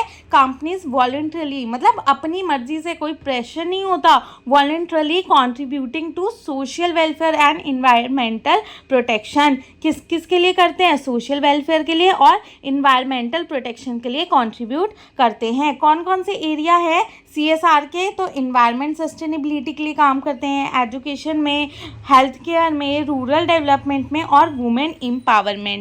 ठीक है। क्या लिखा है? Under the companies act 2013 certain companies must spend at least 2% of their average profit on CSR activities. Companies act 2013 के अकॉर्डिंग कुछ कंपनीज के ऊपर मैंडेटरी है कि उनको अपने एवरेज प्रॉफिट का 2% CSR पे खर्च करना ज़रूरी है, इन्वेस्ट करना ज़रूरी है, स्पेंड करना। ठीक है। तो कंपनी के लिए इसका क्या क्या बेनिफिट हो जाता है? उसकी रेपुटेशन अच्छी होगी सोसाइटी में, कस्टमर का ट्रस्ट बढ़ेगा और ब्रांड वैल्यू उसकी अच्छी हो जाएगी, और सोसाइटी के लिए सोशल डेवलपमेंट होगा, एम्प्लॉयमेंट अपॉर्चुनिटीज़ जनरेट होगी और इन्वायरमेंटल प्रोटेक्शन भी होगा। रिलेशनशिप कैसे है गवर्नमेंट के साथ? ये गुड गवर्नेंस इंश्योर करता है कि CSR एक्टिविटीज़ कौन कौन सी कैसी हो, जेन्युइन हो, ट्रांसपेरेंट हो, एथिकल वे से हो और इफ़ेक्टिव हो। ठीक है। अगर गवर्नेंस इसमें इंटरफेयर ना करे तो कौन कौन से चैलेंजेस आ जाते हैं? तो वो लोग CSR रिपोर्टिंग फेक कर देते हैं, ठीक है, बिना गवर्नेंस के, और मिसयूज़ कर सकते हैं फंड का, और लैक ऑफ मॉनिटरिंग भी होती है। नेक्स्ट है गांधीयन ट्रस्टीशिप। ये क्या है? A concept of Mahatma Gandhi. Mahatma Gandhi ने इसको दिया है, जो क्या बोलते हैं कि जो कंपनी के अंदर वेल्दी पीपल होते हैं ना, मतलब जिसके पास ज़्यादा पैसा है, ठीक है, उसको एक ट्रस्टी की तरह काम करना चाहिए। किसके लिए? एज अ सोसाइटी, मतलब सोसाइटी के ट्रस्टी की तरह काम करना चाहिए जिसके पास काफ़ी ज़्यादा वेल्थ है, काफ़ी ज़्यादा पैसे हैं, ताकि वो उस वेल्थ को पब्लिक वेलफेयर के लिए खर्च कर सके। ठीक है। तो क्या क्या चीज़ें बोली है इन्होंने? Wealth belong to society, business owners are custodian not absolute owner. जो बिजनेस ओनर होते हैं ना, वो ओनर एब्सोल्यूट ओनर नहीं होते, तो इसलिए उनको वो जो वेल्थ है ना वो सोसाइटी के ऊपर खर्च करना चाहिए, वो सोसाइटी का पैसा होता है। नेक्स्ट है social welfare. The primary goal of profit should be to benefit society. जो प्रॉफिट होता है ना उसका प्राइमरी गोल क्या होना चाहिए? कि सोसाइटी को बेनिफिट हो। एथिकल बिजनेस ऑनेस्टली चले, फेयरली चले। ठीक है। और नेक्स्ट क्या है? Reduction of inequality, resources Fairlie distribute हो सब लोगों में। नेक्स्ट क्या है?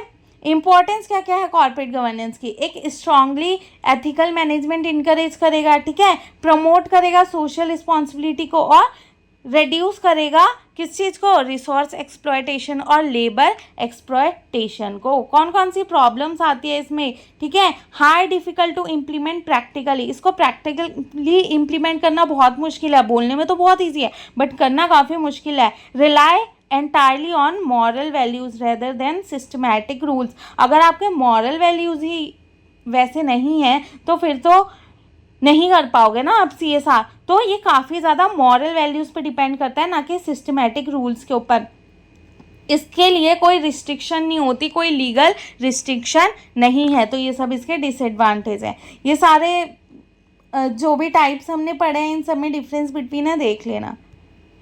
यूनिट 2 कंप्लीट हो गई है। नेक्स्ट है यूनिट 3 जो कि है global corporate failures and international code.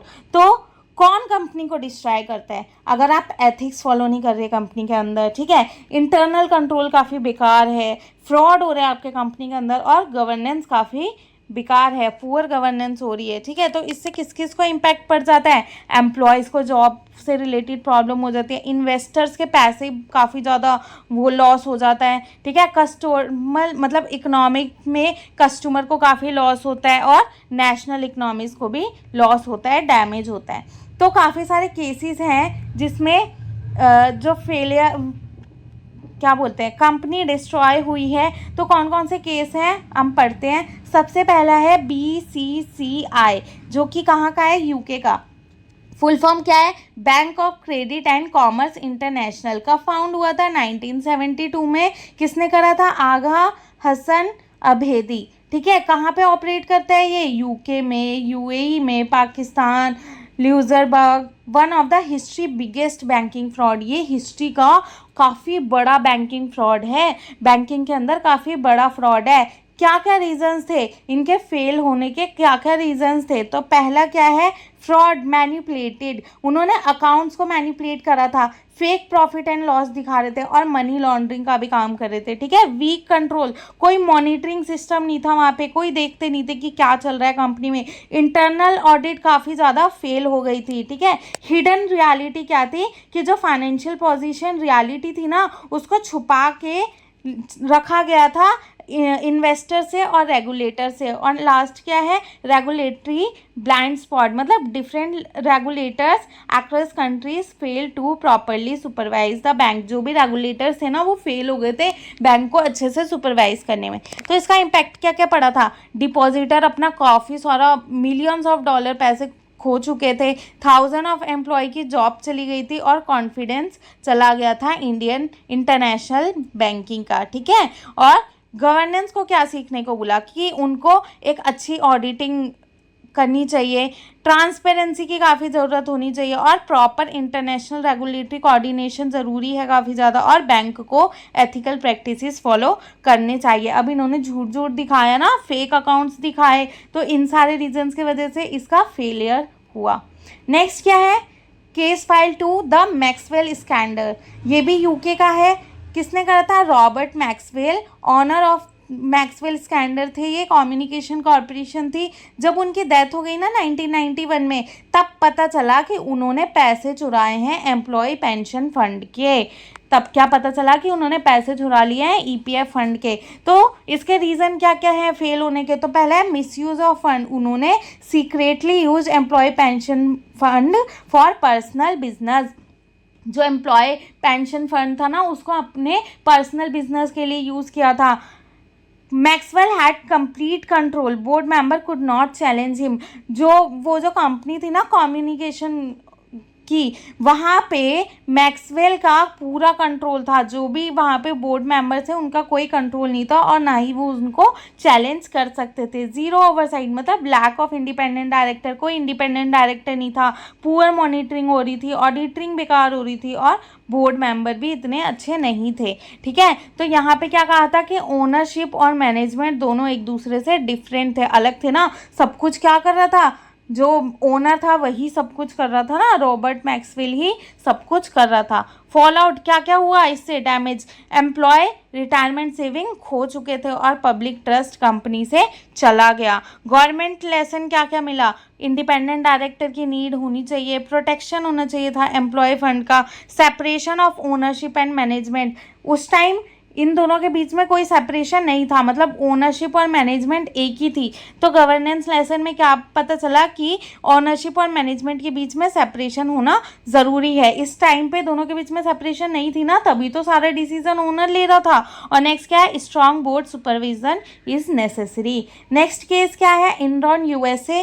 ये काफ़ी सक्सेसफुल अमेरिकन एनर्जी कंपनी थी, कोलैप हो गई थी 2001 में क्योंकि इन्होंने अकाउंटिंग फ्रॉड किया था। ठीक है, क्या किया था? Accounting fraud.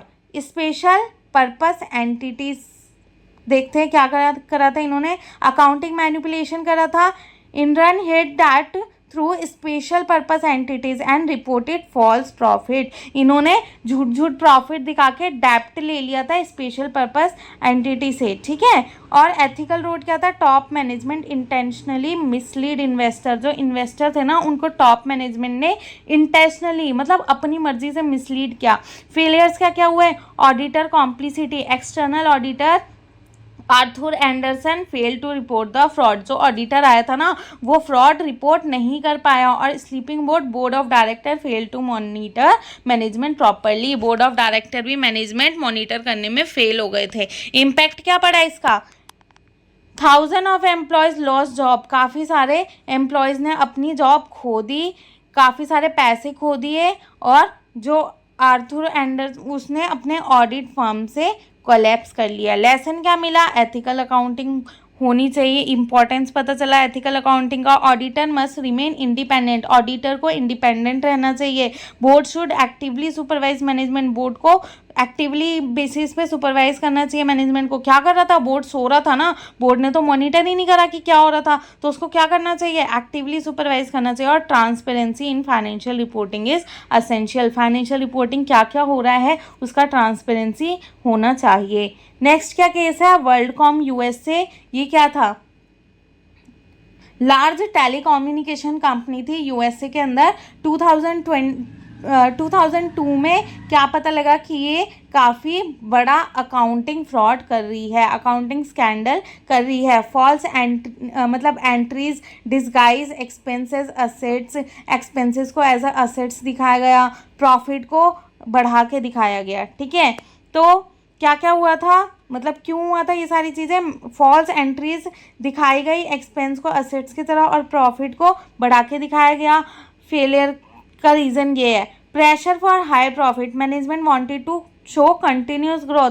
मैनेजमेंट को क्या दिखाना था? कि कंटिन्यूस ग्रोथ हो रही है उस जगह की। और broken alarm, internal control system entirely fail. जो इंटरनल कंट्रोल सिस्टम था वो फेल हो गया था। इम्पैक्ट किस किस पे पड़ा? कंपनी बैंकरप्ट हो गई, शेयर होल्डर ने काफ़ी ज़्यादा लॉसेस सफ़र करे और एम्प्लॉयज़ ने अपनी जॉब खो दी। गवर्नमेंट को क्या ला? गवर्नेंस लेसन क्या मिला? ऑनेस्ट फाइनेंशियल रिपोर्टिंग होनी चाहिए। इंटरनल ऑडिटिंग भी काफ़ी ज़्यादा इफेक्टिव होनी चाहिए। और कॉर्पोरेट ग्रीड को डिस्ट्रॉय, कॉर्पोरेट ग्रीड ऑर्गेनाइजेशन को डिस्ट्रॉय कर सकता है। नेक्स्ट है विवेंदी। ये कहाँ की है? फ्रांस की। अब France media and telecommunication company थी, एक्सपेंडेड एग्रेसिवली अंडर सीईओ। कौन था सीईओ? Gene Mary messier. ठीक है, तो इसमें क्या हुआ था? Company acquire many business rapidly without proper planning. Company ने काफ़ी सारे बिजनेसेस को एक्वायर कर लिया बिना कोई बिजनेस प्लानिंग के। ठीक है, तो वो एक एक्सपेंशन ट्रैप के अंदर फंस गया, एक्सपेंशन जाल के अंदर फंस गया। क्या क्या हुआ? ह्यूज डेप्ट हो गए उनके ऊपर क्योंकि उनका फाइनेंशियल मैनेजमेंट, फाइनेंशियल काफ़ी ज़्यादा ख़राब हो गया था। और क्या हुआ? Board of director fail to control और challenge management risky decision. Board of director जो चैलेंजेस सिचुएशन थे उसको कंट्रोल करने में फेल हो गया। इम्पैक्ट क्या क्या पड़ा? फाइनेंशियल क्राइसिस हो गई कंपनी के अंदर, कंपनी की वैल्यू कम हो गई और टोटल लॉस हो गया इन्वेस्टर के कॉन्फिडेंस का। गवर्नेंस लेसन क्या मिला? Expansion should be carefully plan. जो एक्सपेंशन होता है ना, उसको केयरफुली प्लान करना चाहिए। बोर्ड को मॉनिटर करते रहना चाहिए रिस्की डिसीजन। और financial discipline is absolutely important for survival. Financial discipline काफ़ी ज़्यादा ज़रूरी है सर्वाइवल के लिए। नेक्स्ट इनमें वही डिफरेंस बिटवीन है, देख लेना आगे। इससे क्या होती है? मतलब एब्सोल्यूट ट्रांसपेरेंसी रखनी चाहिए, ट्रू इंडिपेंडेंस। ठीक है, एक्टिव सुपरविजन करना चाहिए और एथिकल कल्चर फॉलो होना चाहिए। ये आगे का पहले ही आ गया। फेलर्स का क्या क्या है? लैक ऑफ एथिक्स की वजह से फेल होते हैं, वीक इंटरनल कंट्रोल होता है, फेलियर हो जाता है, बोर्ड ऑफ डायरेक्टर अपना काम अच्छे से नहीं करते तो, ठीक है, मैनिपुलेशन हो जाती है अगर फाइनेंशियल स्टेटमेंट में, एक्सेसिव रिस्क टेकिंग होता है और ऑडिटर फेलियर्स हो जाते हैं। तो इस सारी वजह से कंपनी क्या हो जाती है, बंद हो जाती है, फेल हो जाती है। फिर नेक्स्ट केस क्या है, लेहमन ब्रदर कोलैप्स 2008। इसमें क्या हुआ था, अब मेजर ग्लोबल इन्वेस्टमेंट बैंक था ये, कहाँ पे, यूएसए में कोलैप्स हो गया ग्लोबल फाइनेंशियल क्राइसिस के अंदर। क्यों हुआ, वीक रिस्क मैनेजमेंट सिस्टम था वहाँ का, मतलब financial risk actively ignore by management, financial risk management के द्वारा इग्नोर कर दिया गया। लैक ऑफ ट्रांसपेरेंसी थी, मतलब फाइनेंशियल प्रॉब्लम जो भी थी ना वो इन्वेस्टर से छुपाई गई। Excessive risk taking, heavy investment in risky housing loan and mortgage security, ज़्यादातर इन्वेस्टमेंट ना रिस्की हाउसिंग लोन और मॉर्टगेज सिक्योरिटी के अंदर थे। वीक रिस्क मैनेजमेंट था, critical financial risk were actively ignored by management के द्वारा उसको इग्नोर किया गया, ठीक है। और हाई डेप्ट, उनकी डेप्ट काफ़ी ज़्यादा बढ़ गई थी और ट्रांसपेरेंसी का लैक था, वही दोबारा आ रहा है। किस किस पे इम्पैक्ट पड़ा, ग्लोबल फाइनेंशियल क्राइसिस हो गए थे, मिलियन ऑफ पीपल जॉब छोड़ गए थे और बैंकिंग सिस्टम की acres country effective, banking system काफ़ी सारे कंट्री की इफेक्ट हो गई थी। गवर्नेंस लेसन क्या मिला, रिस्क मैनेजमेंट काफ़ी ज़्यादा ज़रूरी है, फाइनेंशियल इंस्टीट्यूशन को अवॉइड करना चाहिए, काफ़ी सारा बोरो करना और ट्रांसपेरेंसी एंड अकाउंटेबिलिटी काफ़ी असेंशियल है, ठीक है।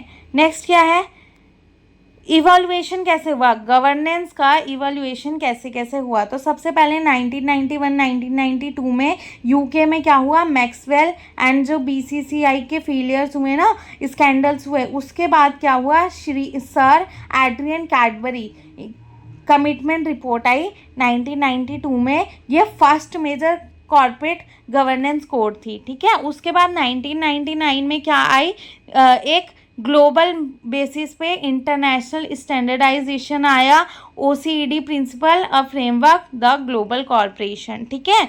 और उसके बाद 2002 में यूएसए में हुआ था ना एनरॉन एंड वर्ल्डकॉम में स्कैंडल, तो उसकी वजह से क्या आया, the SOX act 2002, strict legal mandatory to restore investor confidence. समझ आया, पढ़ते हैं वन बाय वन। सबसे पहले sir Adrian Cadbury commitment report 1992 किसके द्वारा फॉर्म करी गई थी, यूके में फॉर्म हुई थी। 1991 में सर एड्रियन कैडबरी ने करी थी। पर्पस क्या था, to improve corporate governance, improve करना इनका पर्पस था, following the massive shock of, क्यों, जो इतना बड़ा शॉक लगा था ना मैक्सवेल एंड बीसीसीआई स्कैंडल की वजह से, तो इन्होंने क्या सोच के बनाया कि कॉर्पोरेट गवर्नेंस अच्छी करनी है। इम्पोर्टेंस क्या था, ये पहला कॉर्पोरेट गवर्नेंस कोड आया था जो कि literal foundation for governance reform world wide बन गया, ठीक है। तो इन्होंने क्या क्या रिकमेंडेशन दी, तो सबसे पहले इन्होंने बोला सेपरेशन करो चेयरमैन और CEO का, मतलब पर्सन को क्या करना चाहिए, दोनों की दोनों पोजीशन एक ही पर्सन को होल्ड करने की ज़रूरत नहीं है, ठीक है। प्रिवेंट कंसंट्रेशन ऑफ पावर, जिससे क्या होगा, कंसंट्रेशन ऑफ पावर बचेगी। नेक्स्ट इन्होंने क्या बोला, ट्रांसपेरेंसी बनाओ, मतलब कंपनी को जो भी चीज़ें, जो भी फाइनेंशियल इंफॉर्मेशन है वो ट्रांसपेरेंट होके सबको दिखाओ, इन्वेस्टर्स को, ठीक है। फिर नेक्स्ट क्या है, independent non executive director, company को अपॉइंट करना चाहिए एक इंडिपेंडेंट डायरेक्टर जो कि मैनेजमेंट में जो भी चीज़ें हो रही है उसको मॉनिटर करेगा। नेक्स्ट क्या है, ऑडिट कमेटी, ऑडिट कमेटी क्या करेगी, एस्टेब्लिश होनी चाहिए ताकि वो ये देखे कि फाइनेंशियल रिपोर्टिंग सही हुई है कि नहीं हुई है, ठीक है, रिलायबल फाइनेंशियल रिपोर्टिंग को इंश्योर करे।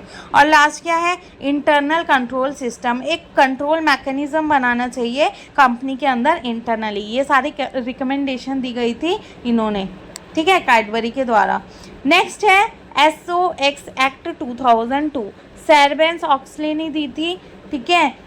कहाँ हुआ था ये, pass in the USA directly after the जो एनरॉन एंड वर्ल्डकॉम स्कैंडल हुआ था उसके डायरेक्टली बाद ही ये USA के अंदर बना दिया गया, पास कर दिया गया। पर्पस क्या था, to radically improve corporate governance, इनका भी वही था, और instantly restore shattered investor confidence, जो वो इन्वेस्टर के कॉन्फिडेंस चले गए थे उनको वापस से रीस्टोर करना भी इनका पर्पस था। इम्पैक्ट क्या क्या बढ़ा, बना इनका, फाइनेंशियल ट्रांसपेरेंसी इंप्रूव हुई, ठीक है, अकाउंटेबिलिटी ठीक हुई मैनेजमेंट की, और इन्वेस्टर प्रोटेक्शन ग्लोबली स्ट्रेंथन हुई, ठीक है, स्ट्रेंथ मिला उसको।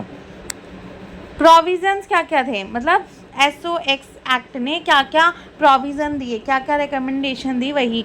तो सबसे पहले है CEO एंड CFO सर्टिफिकेशन। इन्होंने क्या बोला कि top executives are now force to certify financial state personally, इनको फाइनेंशियल स्टेटमेंट पर्सनली बेसिस पे सर्टिफाई करना ज़रूरी है। Next, stronger internal control, mandatory maintenance करने को बोल दिया कि आपको हाई इंटरनल कंट्रोल सिस्टम बनाना पड़ेगा। नेक्स्ट है ऑडिटर इंडिपेंडेंस, ऑडिटर जो लेके आ रहे हो वो legally banned from providing certain लिक्रेटिव consulting service in their audit client, मतलब जो ऑडिटर लेकर आ रहे हो वो इंडिपेंडेंट होना चाहिए, ठीक है।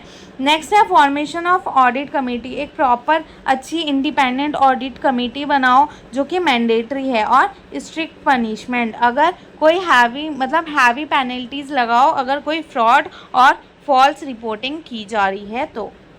नेक्स्ट, दोनों के बीच में डिफरेंस बिटवीन है, ये किसने दिया था, मैक्सवेल ने। क्यों, BCCI स्कैंडल की वजह से, ये एनरॉन एंड वर्ल्डकॉम स्कैंडल की वजह से, मतलब ये मैक्सवेल एंड BCCI स्कैंडल की वजह से आया था और ये एनरॉन एंड वर्ल्डकॉम स्कैंडल की वजह से आया था।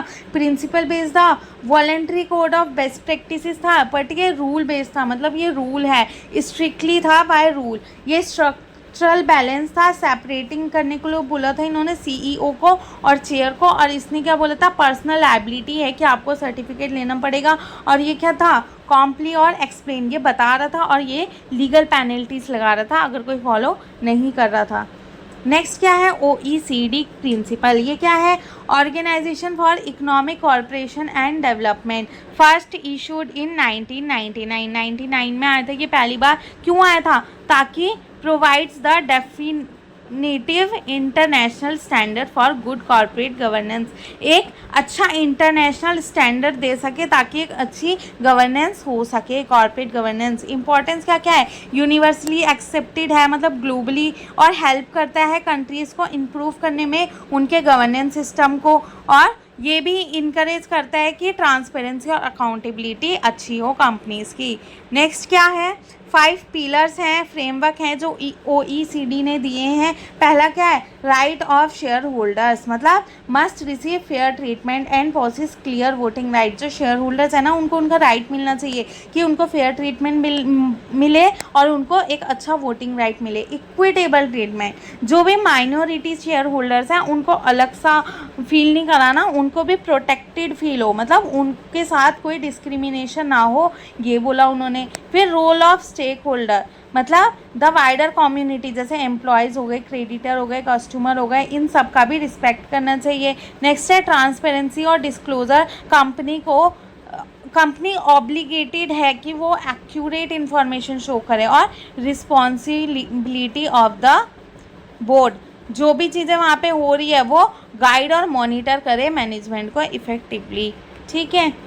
नेक्स्ट, यूनिट 3 भी ख़त्म। नेक्स्ट है यूनिट 4 जो कि है कॉर्पोरेट गवर्नेंस इन इंडिया। क्या बोलती है ये एक रेगुलेटरी फ्रेमवर्क है जो किस लिए बनाई गई है, जिसके अंदर क्या क्या है, काफ़ी सारे रूल्स हैं, लॉज हैं, रेगुलेशन है, कमिटमेंट है, गाइडलाइंस है, जो क्या कंट्रोल करती है कि कंपनी कैसे मैनेज हो रही है और गवर्न हो रही है। क्या करती है कि कंपनी को कैसे मैनेज करना है और गवर्न करना है, ये सारी चीज़ें इसके अंदर लिखी हुई है। तो क्या क्या बोलता है ये कि ट्रांसपेरेंसी रखो बिजनेस के अंदर, अकाउंटेबिलिटी होनी चाहिए मैनेजमेंट के अंदर, फ्रॉड एंड करप्शन को प्रिवेंट करो, ये सारे ऑब्जेक्टिव हैं इसके। डिस्क्लोजर ऑफ इंफॉर्मेशन प्रॉपर तरीके से हो और शेयर होल्डर्स का प्रोटेक्शन हो और एथिकल बिजनेस प्रैक्टिसेस चले कंपनी के अंदर। नेक्स्ट क्या है, इंडियन फ्रेमवर्क के अंदर क्या क्या चीज़ें हैं, companies act 2013, SEBI regulation, listing obligation and disclosure requirement, corporate governance reform commitment और कमिटी रिकमेंडेशन। तो करते हैं वन बाय वन। सबसे पहले है कुमार मंगलम बिरला कमेटी, जो कि कब आई? 1999 में। ये डेट्स आपको याद रखने हैं। किसने फॉर्म किया? सेबी ने, ताकि स्टैंडर्ड्स और ज़्यादा इम्प्रूव हो सके। प्राइमरी फोकस किस पे था? लिस्टेड कंपनी के ऊपर। इसने अपनी रिकमेंडेशन, जो इसने रिकमेंडेशन दी थी, वो किसका पार्ट बन गई? क्लॉज 49 का लिस्टेड एग्रीमेंट के अंदर। क्या ऑब्जेक्टिव थे? ताकि कंपनी के अंदर ट्रांसपेरेंसी इंप्रूव हो, इन्वेस्टर्स का इंटरेस्ट प्रोटेक्ट हो, कॉन्फिडेंस आए कैपिटल मार्केट के अंदर, डिस्क्लोजर और अकाउंटेबिलिटी इंप्रूव हो, और रोल और ज़्यादा स्ट्रेंथन हो बोर्ड ऑफ डायरेक्टर के। ठीक है, तो इन्होंने क्या क्या चीज़ें बोली? सबसे पहले वहाँ पे अगर चेयरमैन एग्जीक्यूटिव है, ठीक है, सबसे पहले देखो इंडिपेंडेंट डायरेक्टर कौन होते हैं? जिनका फाइनेंशियल इंटरेस्ट नहीं होता कंपनी के अंदर, वो इंडिपेंडेंटली वर्क करते हैं और शेयर होल्डर को प्रोटेक्ट करते हैं, शेयर होल्डर के इंटरेस्ट को। अगर चेयरमैन एग्जीक्यूटिव है तो बोर्ड कम से कम 50% इंडिपेंडेंट डायरेक्टर रखेगा। ठीक है, अगर बोर्ड के अंदर कम से कम 50% इंडिपेंडेंट डायरेक्टर होने चाहिए। अगर चेयरमैन नॉन एग्जीक्यूटिव है तो बोर्ड के अंदर एटलीस्ट 1/3 इंडिपेंडेंट डायरेक्टर होने चाहिए। समझ आया? नेक्स्ट क्या है और क्या बोला इन्होंने? ऑडिट कमेटी मिनिमम 3 डायरेक्टर होने चाहिए, मेजॉरिटी इंडिपेंडेंट होने चाहिए। ये सारी इनकी रिकमेंडेशन है कि क्या क्या इस कमेटी ने बोला। तो एक ऑडिट कमेटी जो ये पढ़ रहे हैं ना हम, क्या नाम है इसका? कुमार मंगलम बिरला कमेटी, इसने क्या क्या रिकमेंडेशन दी? तो सबसे पहले डायरेक्टर के लिए बोला, ठीक है। उसके बाद नेक्स्ट बोला कि एक ऑडिट कमेटी बनाओ। ऑडिट कमेटी के अंदर कम से कम 3 डायरेक्टर होने चाहिए और उसमें से मेजॉरिटी इंडिपेंडेंट होने चाहिए। फंक्शंस क्या क्या है? फाइनेंशियल रिपोर्टिंग मॉनिटर करेगा, अकाउंटिंग पॉलिसीज रिव्यू करेंगे, फ्रॉड प्रिवेंट करेंगे और इंटरनल कंट्रोल इंश्योर करेंगे। फिर नेक्स्ट कमेटी इन्होंने क्या बोले? रिम्यूनरेशन कमेटी बननी चाहिए, जो कि क्या करेगी? सैलरी डिटरमाइन करेगी और इंसेंटिव डिटरमाइन करेगी फेयर तरीके से। पर्पस क्या है? कि एक्सेसिव कंपनसेशन को अवॉइड करेगा और फेयरनेस एंड ट्रांसपेरेंसी को इंश्योर करेगा। नेक्स्ट क्या बोला इन्होंने? बोर्ड प्रोसीजर क्या होना चाहिए? कि मीटिंग रेगुलरी बेसिस पे हेल्ड होनी चाहिए। डायरेक्टर को प्रॉपर इंफॉर्मेशन मिलनी चाहिए मीटिंग से रिलेटेड। शेयर होल्डर्स के क्या क्या राइट है? कि टाइम पे उनको सारी इन्फॉर्मेशन मिली जाए, ठीक है। प्रॉपर ग्रीवेंस हैंडलिंग, अगर उनको कोई भी प्रॉब्लम आ रही है तो उनका प्रॉपर तरीके से हैंडल हो और वोटिंग राइट उनकी प्रोटेक्ट हो। MD&A डिस्क्लोजर क्या है? इन्होंने क्या बोला? कि कंपनी को डिस्क्लोज करना चाहिए इंडस्ट्री का ट्रेंड क्या है, रिस्क और अपॉर्चुनिटीज़ क्या है इंडस्ट्री के अंदर, फाइनेंशियल परफॉर्मेंस और फ्यूचर आउटलुक क्या क्या है उस कंपनी का। तो क्या बोला है? ये एक first major corporate governance reform बना इंडिया के अंदर और इम्प्रूव करा इसने अकाउंटेबिलिटी और इन्वेस्टर का कॉन्फिडेंस। समझ आया? नेक्स्ट कौन सी कमेटी है? NR नारायण मूर्ति कमेटी। कब आई है? 2003 में। डेट याद रखने हैं। किसने बनाया? सेबी ने 2003 में, जब NR नारायण मूर्ति फाउंडर था इन्फोसिस का। पर्पस क्या है? स्ट्रेंथन करना, जो क्लॉज 49 था ना उसको और ज़्यादा स्ट्रेंथन करना और पुश करना टाइटर ट्रांसपेरेंसी और डिस्क्लोजर को। समझ आया? नेक्स्ट क्या है?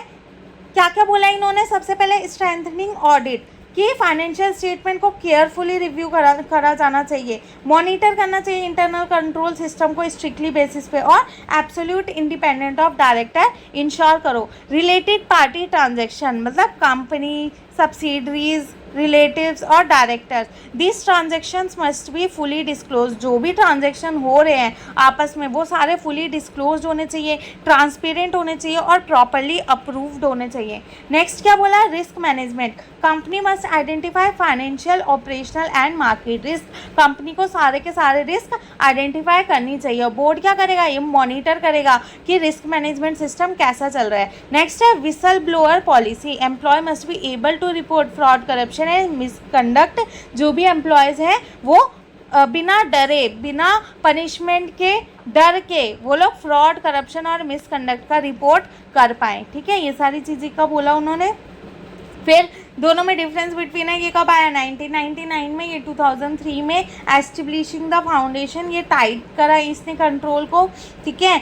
इंडिपेंडेंट डायरेक्टर को डिफाइन किया, audit and remuneration committee mandate कर दिया और बेसिक ब्रॉड कॉम्पोजिशन रेशियो बताई। ठीक है, इसने विसल ब्लोअर को प्रोटेक्ट किया, रिलेटेड पार्टी रेगुलेट करी ट्रांजैक्शन और फॉर्मल रिस्क मैनेजमेंट मॉनिटरिंग करी। ठीक है, तो they transform clause 49 from a basic framework into a rigorous globally competitive standard for cooperating transparency. जो क्लॉज 49 है ना, इन दोनों ने मिलके काफ़ी अच्छा कर दिया कि वो ग्लोबली कॉम्पिटिटिव स्टैंडर्ड उसको मिल गया है।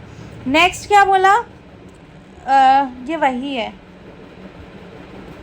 क्या क्या हुआ इससे, मतलब ऑब्जेक्टिव क्या थे कि एथिकल गवर्नेंस इंप्रूव करना, फाइनेंशियल ट्रांसपेरेंसी अच्छी करना, अकाउंटेबली इंकरेज करना और इन्वेस्टर के प्रोटेक्ट को और अच्छा करना।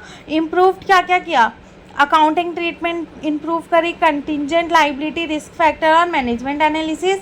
ठीक है, मतलब फाइनेंशियल डिस्क्लोजर के अंदर रिस्क ऑफ इंडिपेंडेंट डायरेक्टर, मतलब रोल क्या था इंडिपेंडेंट डायरेक्टर का कि माइनॉरिटी शेयर होल्डर को प्रोटेक्ट करना, फेयरनेस इंश्योर करना और मिसयूज ऑफ पावर ना हो ये चेक करना। नेक्स्ट है कंपनीज एक्ट 2013, जो मेन एक्ट यहाँ पे चल रहा है ना कॉर्पोरेट एंटिटीज़ का, वो कौन सा चल रहा है, कंपनीज एक्ट 2013। तो मेन लॉ है जो कंपनीज के लिए चल रही है, गवर्न कर रही है इंडिया के अंदर कंपनीज को। रिप्लेस किया इसने 1956 एक्ट को, introduce several major corporate governance reform. इसके अंदर काफ़ी सारे कॉर्पोरेट गवर्नेंस रिफॉर्म आए, काफ़ी मेजर। ठीक है, 1956 से 2013 के अंदर। तो इन्होंने क्या क्या कहा, स्ट्रेंथ करना गवर्नमेंट सिस्टम को, अकाउंटेबिलिटी इम्प्रूव करना और कॉर्पोरेट फ्रॉड और ट्रांसपेरेंसी अच्छी करना। पब्लिक कंपनी के अंदर इसके अकॉर्डिंग, मतलब कंपनी लॉ के अकॉर्डिंग, कंपनी एक्ट 2013 के अकॉर्डिंग पब्लिक कंपनी के अंदर कम से कम 3 डायरेक्टर होने चाहिए। ठीक है, इंडिपेंडेंट डायरेक्टर होना चाहिए लिस्टेड कंपनी के अंदर। ठीक है, जो कि क्या करेगा, शेयर होल्डर को प्रोटेक्ट करेगा, ट्रांसपेरेंसी इंश्योर करेगा और मैनेजमेंट मॉनिटर करेगा। प्राइवेट कंपनी के अंदर कम से कम 2 डायरेक्टर होने चाहिए। वुमेन डायरेक्टर के लिए क्या बोला है, certain classes of companies must appoint at least 1 women director होनी चाहिए कम से कम। पर्पस क्या है, जेंडर डाइवर्सिटी हो और डिसीजन मेकिंग और ज़्यादा अच्छा हो। 1% कंपनी के अंदर 1 डायरेक्टर होना चाहिए। नेक्स्ट, मैंडेटरी कमिटीज़ क्या क्या है, audit committees mandatory for certain companies, मतलब ये कंपनीज एक्ट 2013 के अंदर है। तो फंक्शंस क्या है, फाइनेंशियल स्टेटमेंट रिव्यू करना, ऑडिटर को सुपरवाइज करना और इंटरनल कंट्रोल मॉनिटर करना। नॉमिनेशन एंड रिम्यूनरेशन कमिटीज का फंक्शन क्या है, क्वालिफाइड डायरेक्टर को अपॉइंट करना, रिम्यूनरेशन पॉलिसी डिसाइड करना और बोर्ड परफॉर्मेंस को इवेलुएट करना।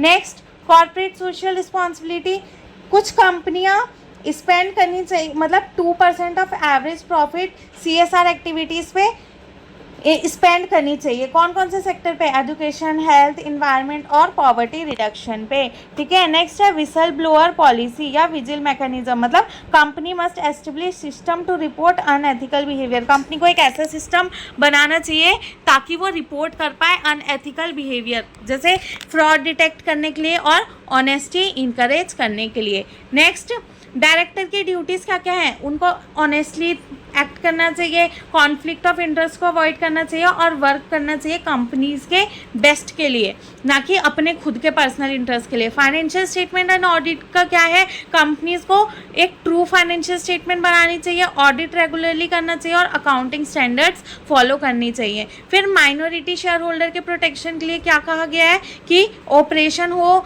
मिसमैनेजमेंट अच्छे से, मतलब एक्ट प्रोटेक्ट किस किस चीज़ों से शेयर होल्डर्स को प्रोटेक्ट करता है ये एक्ट, तो ऑपरेशन से, मिसमैनेजमेंट से और अनफेयर ट्रीटमेंट से। ठीक है, नेक्स्ट है सेबी, मतलब listing obligation and disclosure requirement, LODR। कब आया ये, 2015 में सेबी ने इंट्रोड्यूस किया इस रेगुलेशन को। 2015 में एप्लीकेबली किस चीज़ पे एप्लीकेबल है, जो भी लिस्टेड कंपनियां उनके ऊपर एप्लीकेबल है। ठीक है, तो स्टैंडर्डाइज होना चाहिए लिस्टेड रिक्वायरमेंट, डिस्क्लोजर इंप्रूव करता है और इन्वेस्टर को प्रोटेक्ट करता है। नेक्स्ट, डिस्क्लोजर रिक्वायरमेंट, मतलब कंपनी को क्या क्या डिस्क्लोज करना चाहिए, इसके according financial result, share holding pattern, material event और बोर्ड डिसीजन। पर्पस क्या है, ट्रांसपेरेंसी इंश्योर करना। नेक्स्ट है बोर्ड कंपोजिशन, कौन कौन इन्हें चाहिए, एग्जीक्यूटिव डायरेक्टर, नॉन एग्जीक्यूटिव और इंडिपेंडेंट डायरेक्टर, ये हमने पहले वाली कमेटी में भी पढ़ा है।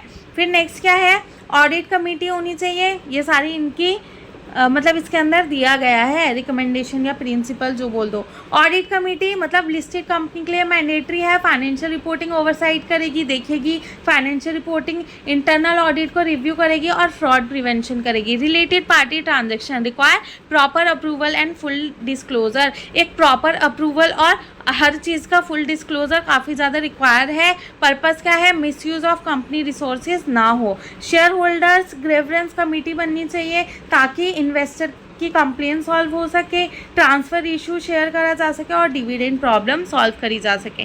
कॉर्पोरेट गवर्नेंस रिपोर्ट, ये क्या है, listed company must submit governance report regularly, listed company को गवर्नेंस रिपोर्ट सबमिट करना होता है रेगुलरली बेसिस पे।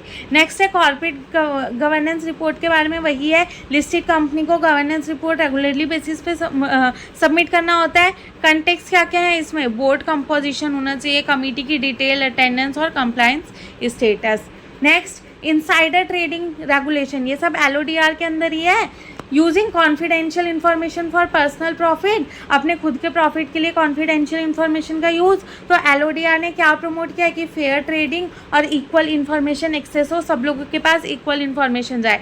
Timely disclosure of material event, मतलब कंपनी को टाइम पे इन्फॉर्मेशन मिले स्टॉक एक्सचेंज के बारे में, जैसे कि मर्जर, एक्विजिशन, बैंकरप्सी और मैनेजमेंट चेंजेस, जो भी इंफॉर्मेशन है वो जल्दी मिले।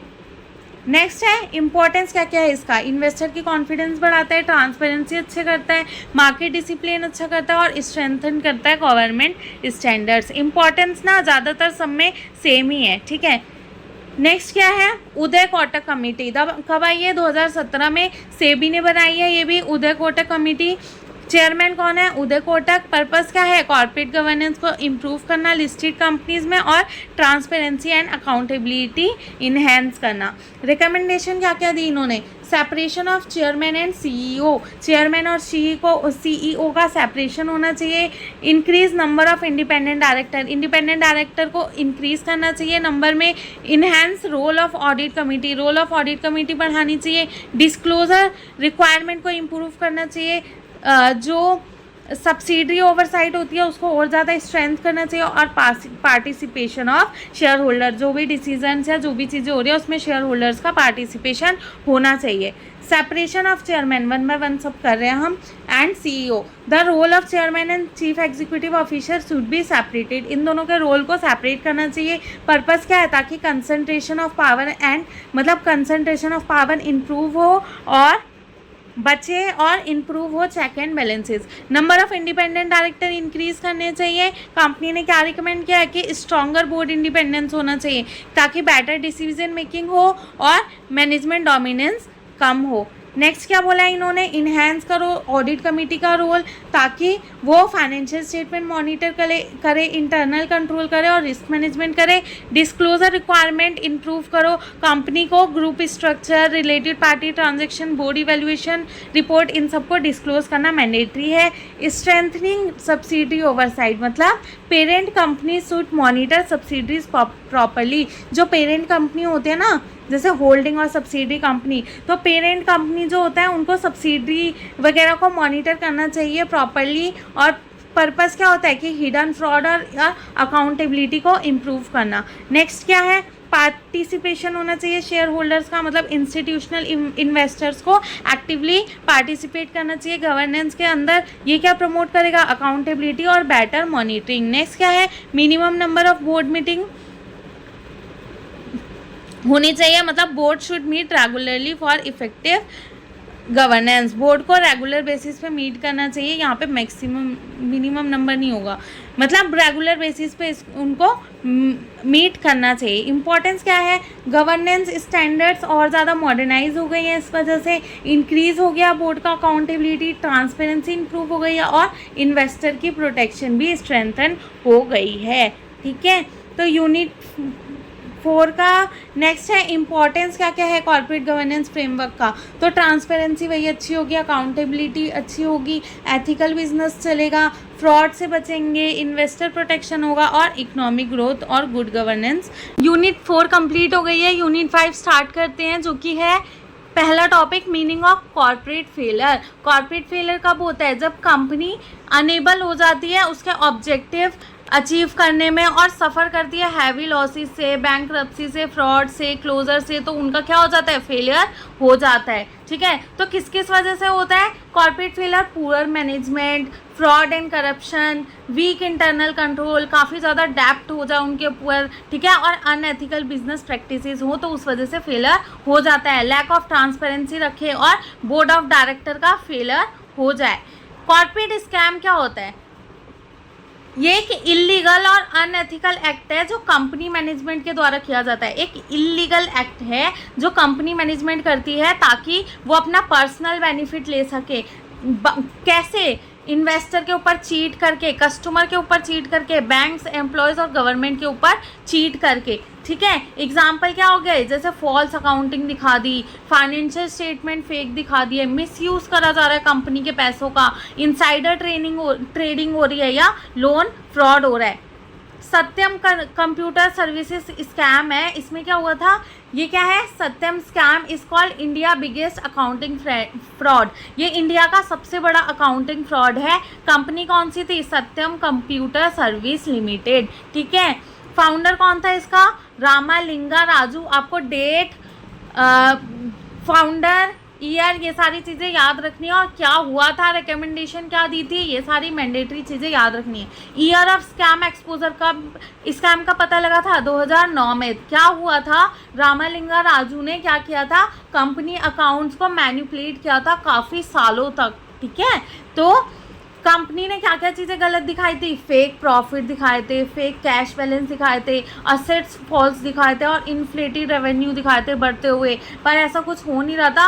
वो 7,000 करोड़ फ्रॉड उसके अंदर से पता चला कि उसने 7,000 करोड़ का फ्रॉड किया है। ठीक है, मेन रीज़न क्या क्या थे? उसने फेक फॉल्स फाइनेंशियल स्टेटमेंट दिखाई, कंपनी ने रिकॉर्ड मैनिपुलेट कर दिया ताकि हायर प्रॉफिट दिखा सके इन्वेस्टर्स को, वीक कॉर्पोरेट गवर्नेंस थी, बोर्ड मेंबर मॉनिटर नहीं कर पाए मैनेजमेंट प्रॉपरली, ऑडिटर फेलियर हो गए, ऑडिटर नहीं आइडेंटिफाई कर पाए फ्रॉड काफ़ी सालों तक, lack of transparency, true financial condition छुप गई थी, इन्वेस्टर से छुपा के रखा गया। इफेक्ट क्या पड़ा उस स्कैम का? काफ़ी सारे इन्वेस्टर अपने पैसे खो गए, मतलब उनके पैसे खो गए। ठीक है, खो दिए उन्होंने, एम्प्लॉय ने अनसर्टिनिटी फेस करी, प्राइस क्रैश कर दिए, शेयर प्राइस के क्रैश हो गए, कॉर्पोरेट इमेज डैमेज हो गई इंडिया की, और पब्लिक ट्रस्ट भी कम हो गया। ठीक है, नेक्स्ट क्या है? लेसन क्या सीखने को मिला सत्यम स्कैम से? इंपॉर्टेंस ऑफ एथिकल लीडरशिप होनी चाहिए, इंडिपेंडेंट डायरेक्टर का नीड होना चाहिए। ठीक है, ऑडिटिंग सिस्टम एक नेसेसरी है अच्छा खासा, ट्रांसपेरेंसी ज़रूरी है और बेटर कॉर्पोरेट गवर्नेंस लॉ ज़रूरी है। नेक्स्ट हुआ था किंगफिशर एयरलाइन फेलर। इसमें क्या हुआ था? It was owned by Vijay Mallya की थी ये। ठीक है, हुआ क्या था? The airline become famous for luxury service but later fail due to financial mismanagement. ये एयरलाइन काफ़ी ज़्यादा फेमस हो गई थी अपनी लग्जरी सर्विस की वजह से, बट बाद में ये फेल हो गई अपने फाइनेंशियल मिसमैनेजमेंट की वजह से। फेलर के रीज़न कौन कौन से हैं? काफ़ी ज़्यादा इनके ऊपर डेप्ट हो गया था, काफ़ी इन्होंने लोन्स वगैरह ले लिए थे बैंक से, poor financial planning, expense become higher than income, इनके खर्चे ज़्यादा बढ़ गए और इनकम कम हो गई, मिसमैनेजमेंट, मैनेजमेंट डिसीजन काफ़ी इनफेक्टिव हो गई, एम्प्लॉय इकोनॉमिक प्रॉब्लम, मतलब फ्यूल प्राइसेस बढ़ रहे थे, कंपटीशन इंक्रीज हो रहा था और लॉसेस भी, फ्यूल प्राइसेस और कंपटीशन बढ़ रहा था और लॉसेस भी बढ़ रहे थे। Corporate governance failure, lack of accountability और ट्रांसपेरेंसी थी। ठीक है, इफेक्ट क्या क्या हुआ? एयरलाइन शटडाउन हो गए, एम्प्लॉय ने अपनी जॉब खो दी, बैंक ने काफ़ी ज़्यादा लॉस सफ़र किया और पब्लिक मनी इफेक्ट हुई इस वजह से। लेसन क्या सीखने को मिला? Borrowed fund must be manage carefully. जो भी आप पैसे लेते हो किसी से, उसको मैनेज करना चाहिए अच्छे से। कंपनी को एक प्रॉपर रिस्क मैनेजमेंट बनाना चाहिए और accountability of promoter is essential. Promoter की अकाउंटेबिलिटी काफ़ी ज़्यादा असेंशियल है। नेक्स्ट है पंजाब नेशनल बैंक फ्रॉड। इसमें क्या, ये क्या है? One of the India's biggest banking fraud है। ये भी काफ़ी बड़े बड़े फ्रॉडों में से एक है इंडिया के। मेन क्या एक्यूज कौन कौन हुआ था? नीरव मोदी और मेहुल चौकसी। फ्रॉड अमाउंट क्या था इनका? 13,000 करोड़। और ईयर कब पता लगा था कि ऐसा कुछ है? 2018 में। हुआ क्या था? Fraudulent letter of undertaking issue करा गया था बैंक एम्प्लॉयज़ के द्वारा बिना किसी ऑथोराइजेशन के। This fake guarantee help accuse person get loan from foreign bank. देखो, एक letter of understanding bank employees ने इशू कर दिया जिसके पास कोई ऑथोराइजेशन नहीं है, पर उसने फिर भी इशू कर दिया, और ये जो इशू करे हुए अंडरटेकिंग थे ना, ये उनको फेक गारंटी दे रहे थे और उनको हेल्प कर रहे थे पर्सनल लोन लेने में फॉरेन बैंक से। मतलब ये जो अंडरटेकिंग दी थी, ये गारंटी ले रहा था कि ये पैसे वापस कर देगा, तो इसकी हेल्प से वो लोन जाके ले रहे थे फॉरेन बैंक में। ठीक है, फ्रॉड का रीज़न क्या है? उनका इंटरनल कंट्रोल काफ़ी ज़्यादा वीक था, बैंक सिस्टम प्रॉपरली मॉनिटर नहीं करा जा रहा था, एम्प्लॉय की इन्वॉल्वमेंट फ्रॉड में थी, मतलब वो फ्रॉड में काम हेल्प कर रहे थे। Lack of supervision, senior official fail हो गए थे इरेगुलरिटीज डिटेक्ट करने में। Technology failure, core banking system bypass हो गया था। इफेक्ट क्या क्या पड़ा? फाइनेंशियल लॉस हुआ, बैंक को काफ़ी ज़्यादा डैमेज हुआ, बैंकिंग सेक्टर रेपुटेशन को, और इन्वेस्टर का कॉन्फिडेंस भी कम हुआ। लेसन क्या सीखने को मिला? कि इंटरनल कंट्रोल सिस्टम काफ़ी ज़्यादा ज़रूरी है, रेगुलर ऑडिट करना चाहिए, और टेक्नोलॉजी सिस्टम काफ़ी अच्छी होनी चाहिए। ठीक है, नेक्स्ट क्या है? IL&FS ग्रुप क्राइसिस 2018 में हुआ। ये infrastructure leasing and financial company थी ये। ठीक है, ये एक मेजर फाइनेंशियल सर्विस कंपनी थी। 2018 में क्या पता चला कि company faced a सर्वल financial crisis and defaulted on loans. इन्होंने काफ़ी ज़्यादा फाइनेंशियल क्राइसिस फेस किया और लोन्स में डिफ़ॉल्ट कर गई। रीज़न क्या थे क्राइसिस होने के? गवर्नेंस फेलियर, ट्रांसपेरेंसी में लैक, पुअर रिस्क मैनेजमेंट और हैवी बोरोइंग। ठीक है, नेक्स्ट क्या है? Fall out. इफेक्ट क्या क्या पड़ा इसका? फाइनेंशियल मार्केट इंस्टेबिलिटी आ गई, पैनिक हो गए इन्वेस्टर्स, और म्यूचुअल फंड एंड बैंक पे इम्पैक्ट पड़ा। लेसन क्या सीखने को मिला? कि कंपनी को अपनी ट्रांसपेरेंसी मेंटेन करनी चाहिए, डेट लेवल कंट्रोल करना चाहिए, और इंडिपेंडेंट डायरेक्टर को अपनी रिस्पॉन्सिबिलिटी मतलब वर्क रिस्पॉन्सिबली करना चाहिए। नेक्स्ट क्या है? ICICI bank governor issue. इसमें क्या हुआ था? ICICI bank face governance concern involving conflict of interest, corporate ethics and loan approval irregularity. इन सारी चीज़ों में वहाँ पे प्रॉब्लम फेस करी गई। ठीक है, फॉर्मर CEO, कौन सा CEO? Chanda Kochhar was excuse in connection with improper loan approval. वो गलत तरह से लोन अप्रूवल कर रहा था। इश्यूज क्या क्या थे? कॉन्फ्लिक्ट ऑफ इंटरेस्ट था, loan were linked to personal benefit, personal benefit से लोन को लिंक किया जा रहा था। एथिकल कंसर्न था। ठीक है, वो लोग प्रोफेशनल कंडक्ट वो लोग प्रोफेशनल कंडक्ट गलत तरह से कर रहे थे, और वीक गवर्नेंस प्रैक्टिस थी। ठीक है, नेक्स्ट क्या है? इफेक्ट क्या क्या हुआ? रेपुटेशन खराब हो गई, पब्लिक ट्रस्ट चला गया, और इन्वेस्टिगेशन हुई एजेंसीज के द्वारा। लेसन क्या सीखा गया? एथिकल कंडक्ट काफ़ी ज़्यादा ज़रूरी है, कॉन्फ्लिक्ट ऑफ इंटरेस्ट अवॉइड करना चाहिए, और बोर्ड इंडिपेंडेंस इम्पॉर्टेंट है। येस बैंक क्राइसिस हुई 2020 में। इसमें क्या हुआ? काफ़ी ज़्यादा फाइनेंशियल क्राइसिस इन्होंने फेस किया 2020 में। बैंक सफ़र करा, क्यों? क्योंकि इन्होंने बैड लोन्स, वीक गवर्नेंस और रिस्की लैंडिंग की वजह से। रीजंस क्या क्या थे? क्या क्या रीजंस हैं? नॉन परफॉर्मिंग असेट्स है इनके पास, many loans were not recovered, ऐसे लोन्स थे जो रिकवर नहीं हो पाएंगे। पुअर लैंडिंग प्रैक्टिसेस थी इनकी। ठीक है, गलत तरह से लैंडिंग कर रहे थे बिना प्रॉपर इवेल्युएशन के। वीक कॉर्पोरेट गवर्नेंस थे, मतलब मिस मैनेजमेंट डिसीजन लिए जा रहे थे, इफेक्टिवली सुपरवाइज नहीं था, और लैक ऑफ ट्रांसपेरेंसी थी। ठीक है, नेक्स्ट क्या है? इफेक्ट क्या पड़ा? RBI को इंटरवीन करना पड़ा इसके अंदर। शेयर प्राइजेस फॉल हो गए काफ़ी जल्दी, और डिपॉजिटर वरीड हो गए। लेसन क्या सीखने को मिला? बैंकिंग गवर्नेंस स्ट्रांग होनी चाहिए, रिस्क असेसमेंट इंपॉर्टेंट है, और रेगुलेटरी सुपरविजन काफ़ी ज़्यादा ज़रूरी है। ये सब में कोर क्राइसिस क्या क्या हुए और गवर्नमेंट फेलियर्स क्या क्या थे, ये सारी चीज़ें लिखी हैं, देख लेना। कॉमन गवर्नेंस प्रॉब्लम क्या क्या थी? सब में जो थी, सबसे पहला लैक ऑफ ट्रांसपेरेंसी थी, कंपनी एक्चुअल फाइनेंशियल कंडीशन छुपा रहे थे। ठीक है, तो ये रेड फ्लैग है। Next, weak board of director, board fail हो जा रहे थे मॉनिटर करने में मैनेजमेंट प्रॉपरली। फ्रॉडुलेंट अकाउंटिंग हो रही थी, फेक प्रॉफिट और मैनिपुलेटेड अकाउंटिंग दिखाए जा रहे थे। कॉन्फ्लिक्ट ऑफ इंटरेस्ट था, management uses company position for personal benefit, वो पर्सनल बेनिफिट के लिए अपनी पोजीशन यूज़ कर रहे थे जो कंपनी में मिली हुई थी। प्रॉब्लम क्या क्या थी?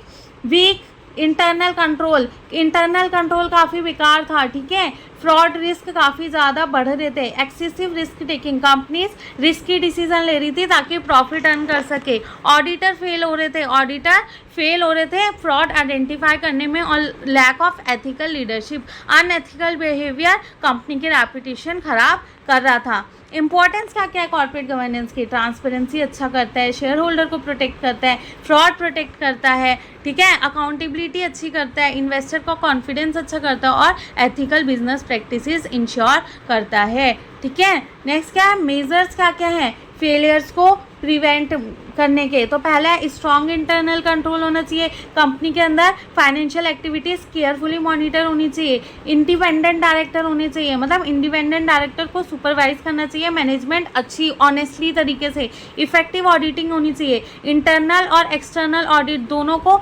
स्ट्रॉन्ग होना चाहिए। नेक्स्ट क्या है? एथिकल लीडरशिप, मैनेजमेंट को एथिक्स फॉलो करने चाहिए और ऑनेस्टी भी। रेगुलेटरी कंप्लायंस, कंपनी को फॉलो करने चाहिए लॉज और रेगुलेशंस अच्छी तरह से। Risk management, company should identify control risk, companies को रिस्क आइडेंटिफाई करना चाहिए और उसको कंट्रोल करना चाहिए। तो यूनिट 5 भी कंप्लीट हो गई।